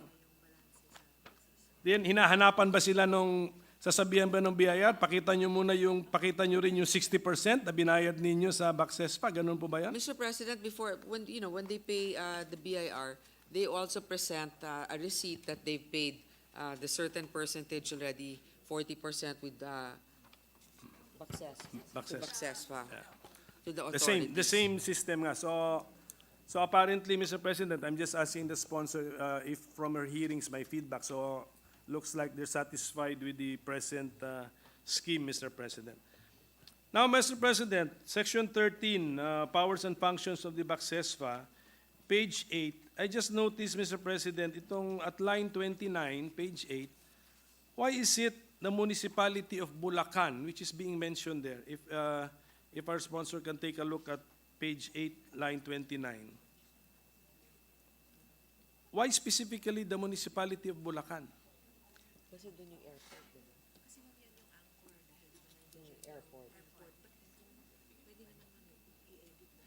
Mr. President, just because that's the anchor where the airport is located, and the intention of this law is, the area also to support the free economic activity that will be spurred by the construction of an airport. Pwede naman tanggalin din yan. The social development Sige po, of but Bulacan. parang from out of nowhere kasi there's pwede now a naman. special mention of the municipality. Yeah, of Bulacan. Mr. President, yes. Okay, Yes, so Mr. let's just President. go to the next. What else? We will accept that if an amendment is proposed. Sa iba pa, sa susunod, wala ka na.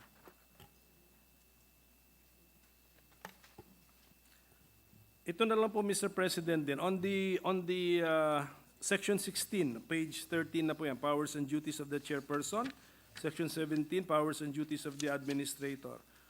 How come we are allowing the chairperson to get directions from the president? There's a mention of president, page 13, line 10, and page 13, line 30.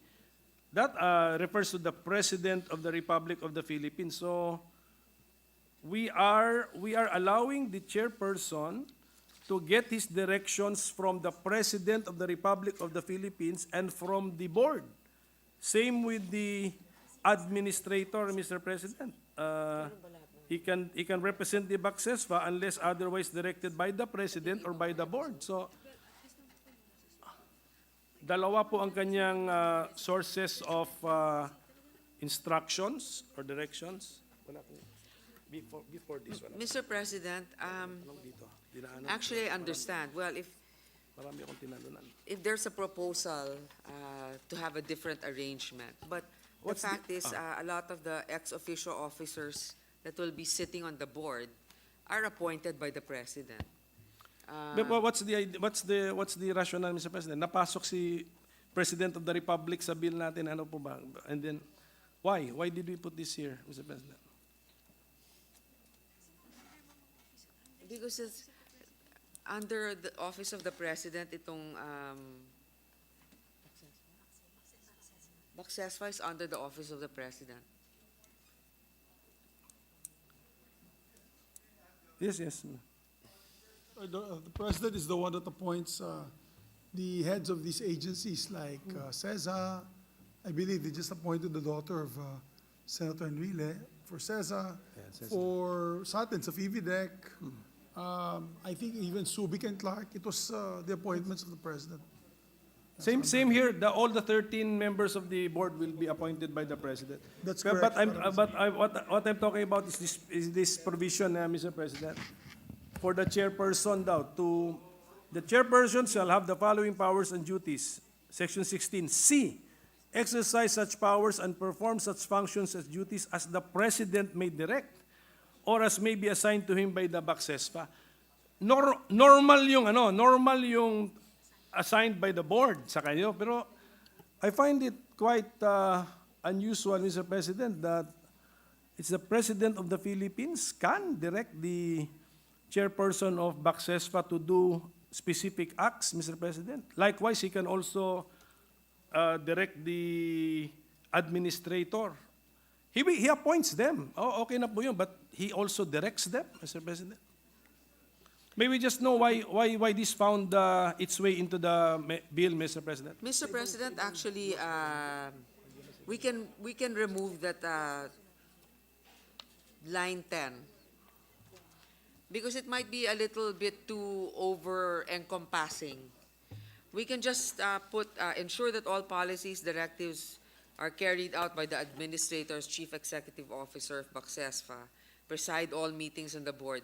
And then let's just be silent on C. Anyway, under the office of the President naman sila, I'm sure makakahanap sila ng if the President really needs to make Actually, Mr. President, yung subparagraph C is a normal paragraph found in corporate bodies, pero ang strange lang yun is, the President can Tanggalin direct. natin. Okay, opo, Mr. President. And then the 13 members shall serve for a term of 6 years. Isn't that too long, a term of office, Mr. President? Ewan ko, 6 years din tayo, pero pwede rin naman natin. Well, Mr. President, I guess so that there'll be more feeling of security in tenure. Sige, There's long-term, they won't be threatened by external forces. Kasi parang yung sa mga ombudsman, kahit na umalis na yung nag-appoint sa'yo, may fixed term ka unless you're impeached. So, I don't know. That's fine.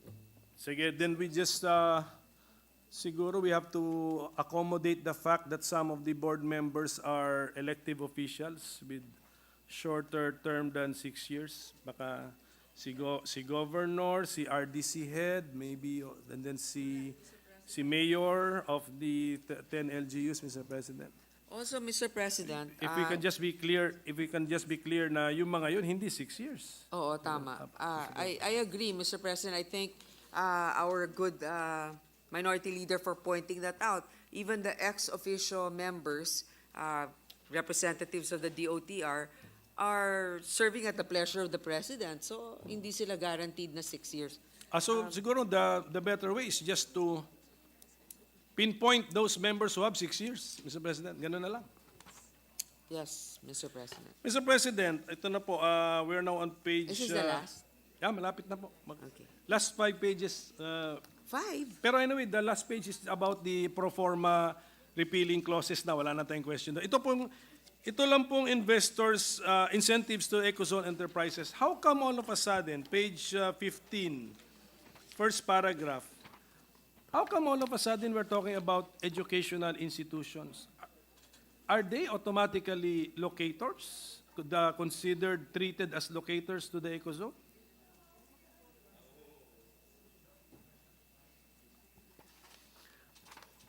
Yes, Mr. President. They are automatically? Yeah, actually, you know what? It might also render obsolete the moot, yung proposal ng ano. Di ba? Mag-locate na kayo sa Ecozone. Pwede kayong mga academic institutions, advertising agencies, doon kayo sa Ecozone. Kasi pwede naman kayo sa domestic market rin mag-provide ng service. Di ba? Nakalagay dito eh. So is this the intention of our measure?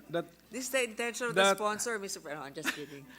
That specifically, pinangalanan natin si Bulacan State University, other government and private higher educational institutions in the Bulacan, meaning to say in the territory of the Bulacan Ecozone. Yes, Mr. President. Binibigyan po natin sila ng incentive. So are we automatically considering them as somehow like locators in the... Yes, Mr. President, kasi, for example, foreign nationals who may serve as faculty members of Bulacan State, if they were not within the Ecozone, bawal ang foreign national to be in the faculty of a university. Tama. But dito, bibigyan sila ng special visa. Wait, hold on, 1 minute suspension, Mr. President.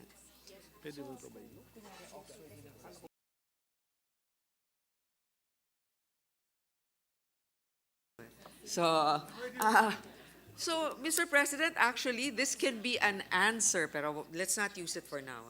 But in an Ecozone, technically, academic institutions can set up in an Ecozone, even if, let's say, Harvard, they want to, they can get special visas so that foreign professors can teach in that Ecozone. So, yes, we're doing that because there are other academic institutions or technical institutions abroad that might want to set up here.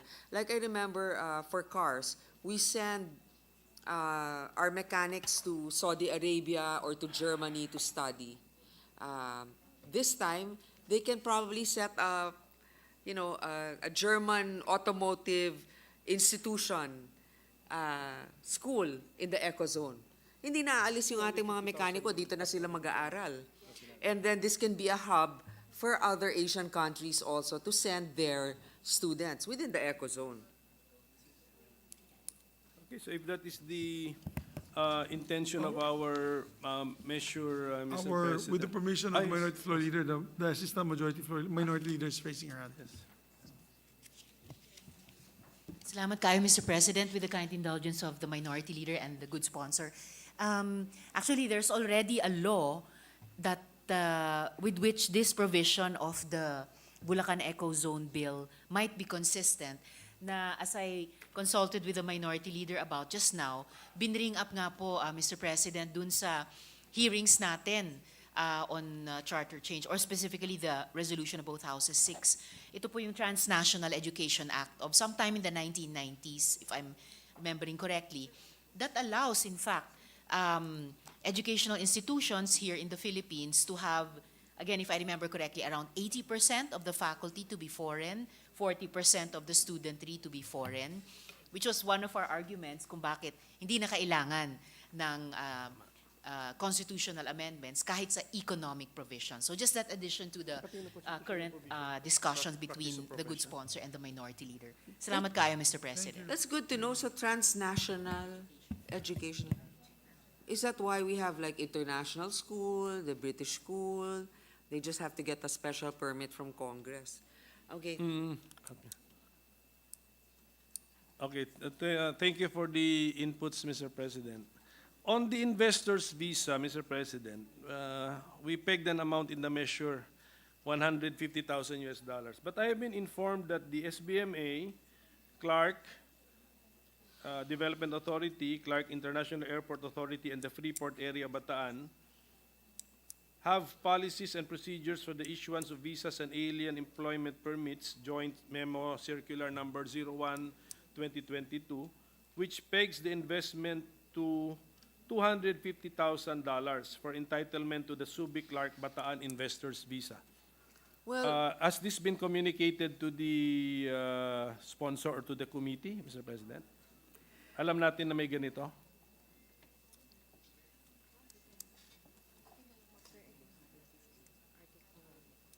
Mr. President, we can make it 250,000, just so it will be aligned with the other Yes. ecozones. Thank you, Mr. President. Anyway, hindi pa naman existing si Bacsespa to lobby for the 150,000. Mr. President, just as to styling, no, I just want to point out the word page 15, line 21, loathsome, must not be afflicted with any loathsome, dangerous, or contagious disease. This is the first time I am encountering the word loathsome in a law, Mr. President. So if we can maybe just review it or correct me if I am wrong that it is really a word to be used in a law. Maybe we can follow the Immigration Act. Kasi I agree na bawal maging health risk or health burden yung papapasok natin. But I'm not aware of any Philippine law having used the word loathsome disease, Mr. President. Ano yun? Yung parang nakakadiri tignan pero hindi naman nakakahawa na it's so just loathsome, di ba? I do not know. Kaya nga, That's why tanggalin I na was lang saying- natin. Yes, Mr. President. No, but So, yeah, unless we find we just look at the Immigration an Act. underlying reason ano why. bang Okay, language ng yeah. Immigration Act? Check. Tignan nyo na lang. Thank you, Mr. President. And then, Okay.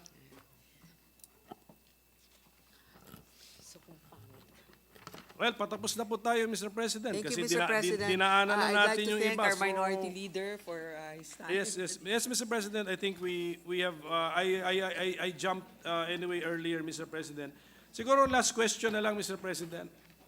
Sabi po ng ating Constitution, Section 14 of Article, ano ba to? Article 12 on the national economy and patrimony, second paragraph of Section 14.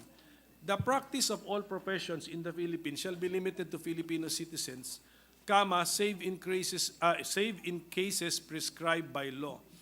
Ito po bang second paragraph natin of the special skills visa under Section 19, which is found on page 15?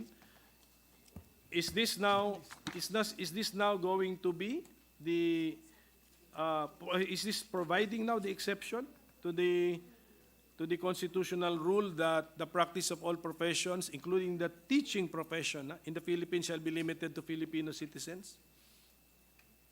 Is this enough, Mr. President?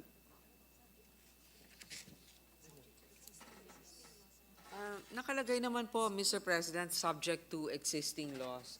So if it's in conflict also with the others, then the existing law will obviously take precedent. Kaya lang, we're just encouraging highly technical personnel, meaning it will be easier for them to be selected by Bacsespa to receive a visa. But again, it will also be dependent on what rules there are in immigration. We want to make sure, Mr. President, na maging effective yung provision of law po natin kasi Ay, ilalagay na lang po natin sa amendment. just to make sure, we have to make sure that this is in the save. This will fall under the phrase "save in cases prescribed by law," Mr. President. So That's duly noted, yes, thank Mr. you. President. So with that, Mr. President, I think I have been comprehensive enough to the best of my ability and with the time given to us. So we thank the sponsor for her patience, extreme patience, Mr. President. Mr. President, I don't think our minority leader should doubt if he's given enough time for this for this particular bill. I think he has exhausted a lot of time, but also given valuable advice on how this can be a better law. Thank you, Mr. President. Thank you very much, distinguished colleagues. May I ask for session suspended for 1 minute?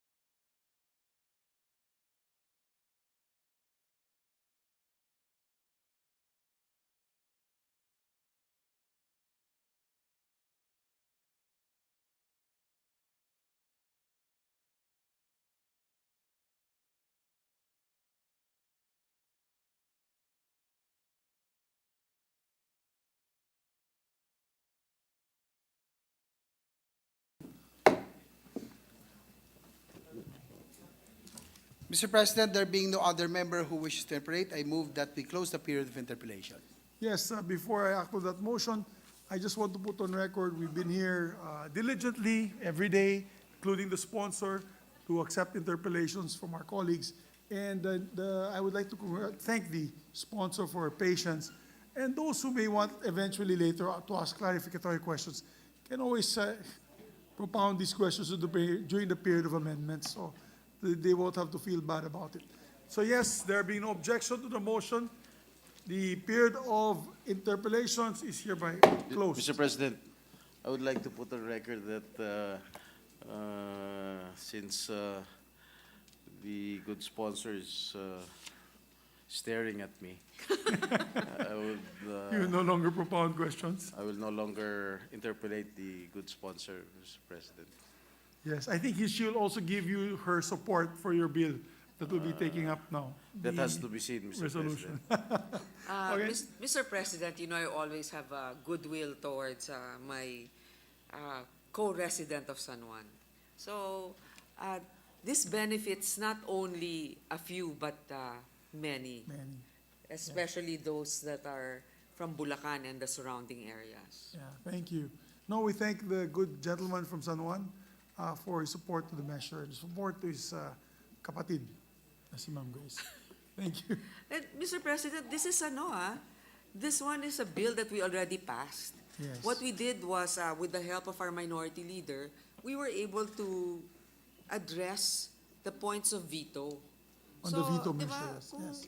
dati supportive sila, so siguro naman, di ba? Mas But maganda I was na nga not itong yet a version na to. member, I was not yet a member of the Senate when that particular Oh, bill Right, was right. passed, Mr. President. But I wasn't really referring to you, so, but thank you for your manifestation of support. Okay, thank you very much. The motion has been acted upon. Majority Leader, I believe there's one more measure that's very important as well. Yes, Mr. President, but before that, I move that we suspend consideration of Senate Bill number 2572. There being no objection, motion's approved. Mr. President, I move that we resume consideration of House concurrent resolution number 20 under committee report number 201. This is the resolution granting amnesty to former members of the Communist Party of the Philippines. I so move, Mr. President. There being no objection, motion's approved. Mr. President, the parliamentary status of this measure is that we are in the period of interpellation. With that, I move to resume the period of interpellation and recognize the sponsor, Senator Jingoy Estrada, and to interpellate our minority leader, Senator Aquilino Cocop-Mintel. Our distinguished minority leader is recognized to interpolate, and our distinguished sponsor, Senator Jingo Estrada, is recognized to sponsor. Thank you, Mr. President. With the permission of our sponsor, if we can commence with our interpellation. Mr. President, we are now, this is the fourth, I think, amnesty proclamation that we are tackling. The first three we have already concurred in. But I think this is a different one, Mr. President, in the sense that the past three ones covered rebellions which have been, if not yet concluded, but where peace agreements have been executed. Is it correct to say that in this particular one, there is no peace agreement which governs the government of the Republic of the Philippines and the CPP, NPA, NDF, Mr. President? Yes, Mr. President, you're totally correct. So, would that fact make a difference, Mr. President? Doon sa interpellation natin sa three other amnesty proclamations, would this be put in a different category, Mr. President? Well, the peace agreement is not a requirement, Mr. President, in granting amnesty, Mr. President. Yes, so thank you for that. It's not a requirement, but will the lack of a peace agreement be an obstacle to the smooth implementation of the amnesty program, Mr. President? No, Mr. President. If I may, Mr. President, the issue on lack of peace agreement is that the existence of a peace agreement is not a constitutional requirement in the grant of amnesty. The President may grant amnesty in the valid exercise of his or her executive power, subject to the concurrence of all members of Congress voting separately. Okay, voting separately. Ba may congressman na nakikinig dito.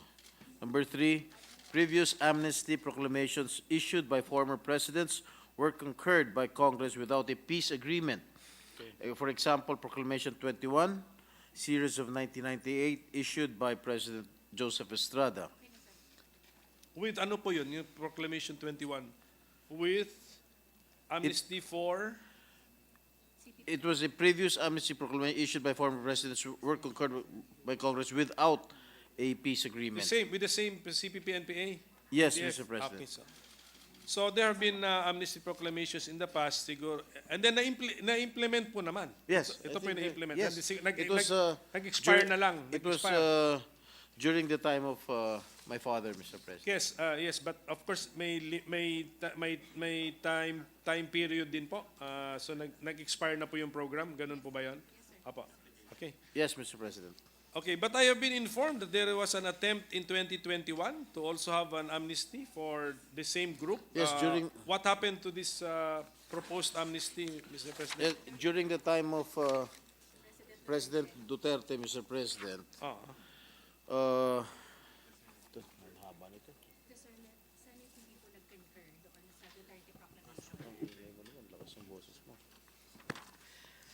well, the Senate deferred the adoption of House Concurrent Resolution number 15, which grants amnesty to the former members of the communist terrorist groups, awaiting the proscription case filed against the communist terrorist group before the RTC of Manila. And on September 21, 2022, the RTC of Manila issued a decision where the court dismissed the petition filed by the DOJ against the Communist Party of the Philippines and the NPA to declare them as terrorist groups, Mr. President. Yes, so that was the reason why the previous Senate did not concur in the Correct. amnesty. Yes, so that was the reason given. But theoretically, would that, or theoretically, is a pending proscription case against the grantee organization of an amnesty a legal obstacle to an amnesty program for that particular group, Mr. President? Theoretically.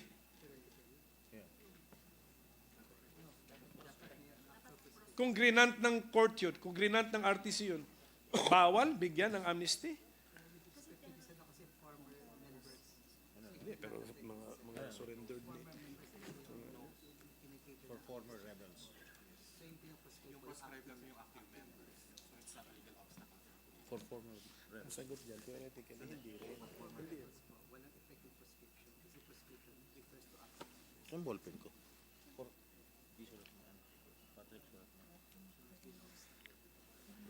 Mr. President, the amnesty shall not be granted to those who have been prescribed, no? Or those charged under Even if the Anti-Terrorism Act. even if they have already separated from the group and then surrendered to the government, no amnesty is theoretically possible to be extended to them, Mr. President? In response to your answer, they can be granted amnesty, Mr. President. Yes. As former, Yes. Which is rebels. the same rule we are observing now, Mr. President. Yes, you're correct, Mr. So President. theoretically speaking, the reason given by the past Senate was not a valid reason. Yes, Mr. President. Okay, thank you for, and you were not a member of that. Yes, I was not a pre-past member, Senate. so ligtas po ako dun. You're not guilty. I'm Mr. not President. guilty, Mr. President. Okay, so at least we have established that, Mr. President. But the previous presidential proclamation on the same subject matter was quite a few years ago na, no? So I will no longer ask how many availed of the amnesty I can before. give you Before? the Yes. copy of it, Mr. Yes. President. Can you just mention, Mr. President, how many availed of the amnesty for the CPP, NPA, NDF? Proclamation 3 for ay nasa heading, sir, for Proclamation For Proclamation 347, under all persons who committed crimes, political offenses, this was the proclamation of President Ramos. Granted 5,607. Granted amnesty, total of 5,607. And proclamation number 724, all under President Ramos, 3,126, and under President Joseph Estrada, 3,646, for a total of 12,379 who were granted amnesty. So these were the people granted the second chance, Mr. President? Yes. So how many are anticipated under this new presidential proclamation to avail of the amnesty? Well, expected applicants are the former rebels with cases whose count is currently over 3,000, Mr. President. However, additional applicants may be expected from over 17,000 surrenderers and over 22,000 individuals who already withdrew support from the CPP, NPA, and NDF, Mr. President. 3,000 from the figures given by our sponsor, we were placing the active members at 3,000. Then we have 17,000 surrenderies. Yes, surrenderers. 22,000 individuals who were formerly connected. Yes, Mr. Meaning to say, once upon a time, the CPP NPA was at a 40,000 man strength, Mr. President? More. Ilan?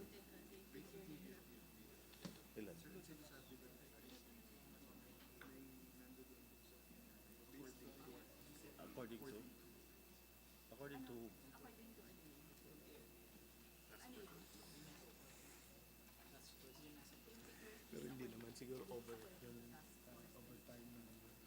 Well, these figures that I mentioned, Mr. President, is according to Task Force Balikloob. So yes, thank you for the figures, Mr. President. So those people who have availed, and we are also of the past presidential proclamations, and those we are anticipating to avail, are there programs of a socio-economic and financial nature that they can avail of, Mr. President? Yes, Mr. President. Under the Enhanced Comprehensive Local Integration Program, a former rebel can avail upon surrender. Number one, immediate assistance in the amount of 15,000, livelihood assistance in the amount of 50,000 pesos, reintegration assistance 21,000 pesos, firearms remuneration. The amount depends on the condition of the firearms surrendered, and PhilHealth enrollment, and other government interventions based on the integration plan of the former rebel, Mr. President. Thank you. Ang iba siguro nakuha na ito with or without the amnesty, no? Apa, this is not this is an independent program Yes, naman. Mr. Thank you, Mr. President. Ito last question na lang po, Mr. President. Salamat po. Amnesty is hereby granted to former members of the CPP, NPA, NDF, or their front organizations, etc. How do we now understand, limit the application of the phrase "or their front organizations"? What document do we look at, Mr. President, to know the extent of that phrase?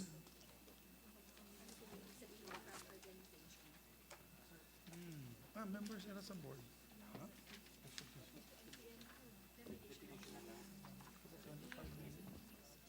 Well, this is from the Armed Forces of the Philippines, Mr. President. If I may read, this sectoral front organization is defined as an organization established and led by the CPP, NPA, NDF, where an underground mass organization has been created. It is responsible for infiltrating and organizing targeted sectors and organizations to establish allied organizations in support of the CPP's overall objective. It performs the following role and function. It serves as a channel for legal and open mass struggles for other activities of the masses. Number two, overtly propagates the CPP's line to radicalize the targeted sectors, and it serves as shield and umbrella for the underground movement. It establishes relations with the other classes, sectors, forces, groups, and individuals to win them over to the underground movement. And last, generates political material, technical, and propaganda support for the armed struggle, Mr. President.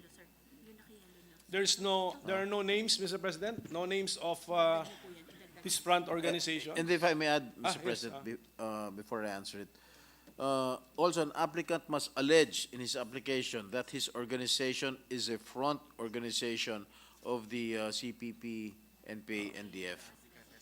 So self-declaration, hindi yung I belong to a list No. of named Yes. organizations. I declare Yes, that Mr. President. the organization I belong to is a front organization. Correct, Mr. Okay, and then siguro the National Amnesty Commission will use the criteria as mentioned by our sponsor. Yes, Mr. President. Okay, so I hope this is clear to all, Mr. President, lalo na yung mga applicants, because we want them to benefit. Eh. Diba? We have this amnesty Yes. program to benefit the people And for them affected for us to or encourage them qualified. to return to the fold of We want people of the to law. avail. Correct, Diba? Mr. Hindi naman President. ito linagay programa para tapos ayaw natin na may aplikante. We want them to avail. So I hope siguro just an appeal to the implementers of the law, the NAC, to be clearer. Be very clear kasi para marami pong mag-avail po ng programang ito. Yes, thank you. Mr. Minority Leader, I think the officials of the different government agencies are here presently listening and watching. The officials from OPAPRU, the officials from the Armed Forces of the Philippines, and the National Amnesty Commission, Mr. Yes, President. so we wish them all the best. Thank you to all of them and to our sponsor for defending this measure, bringing this up to us, and for his patience, Mr. President. Thank you, Mr. President, for asking very meaningful and exciting questions, Mr. President. Thank you very much. Before I believe the Deputy Minority Floor Leader would like to be recognized, or before we recognize the Deputy Minority Floor Leader, I would just like to make special mention the visitors here today from my province of the beautiful province of Bukidnon, from Baongon, 16 barangay captains from Baongon, headed by Mayor Baula, and Congressman Joman Alba is there as well. Mayong gabi sa ato mga silingan sa Bukidnon. Taga Baongon, silingan ni mo na, boss, Cagayan de Oro. Yes. Thank you. We'd now like session suspended for 1 minute.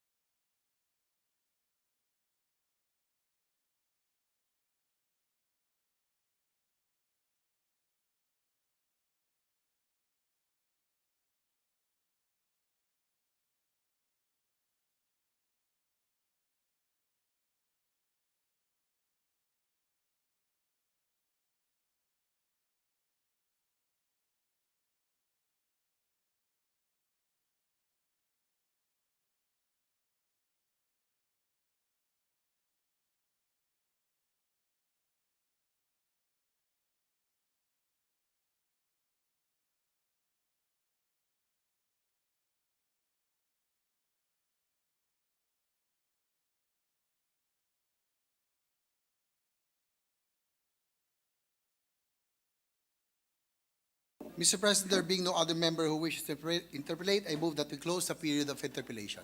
There being no objection, motion is approved. Mr. President, I move that we suspend consideration of House Concurrent Resolution number 20. I so move, Mr. President. We can thank the sponsor. The sponsor can now partake for this dinner.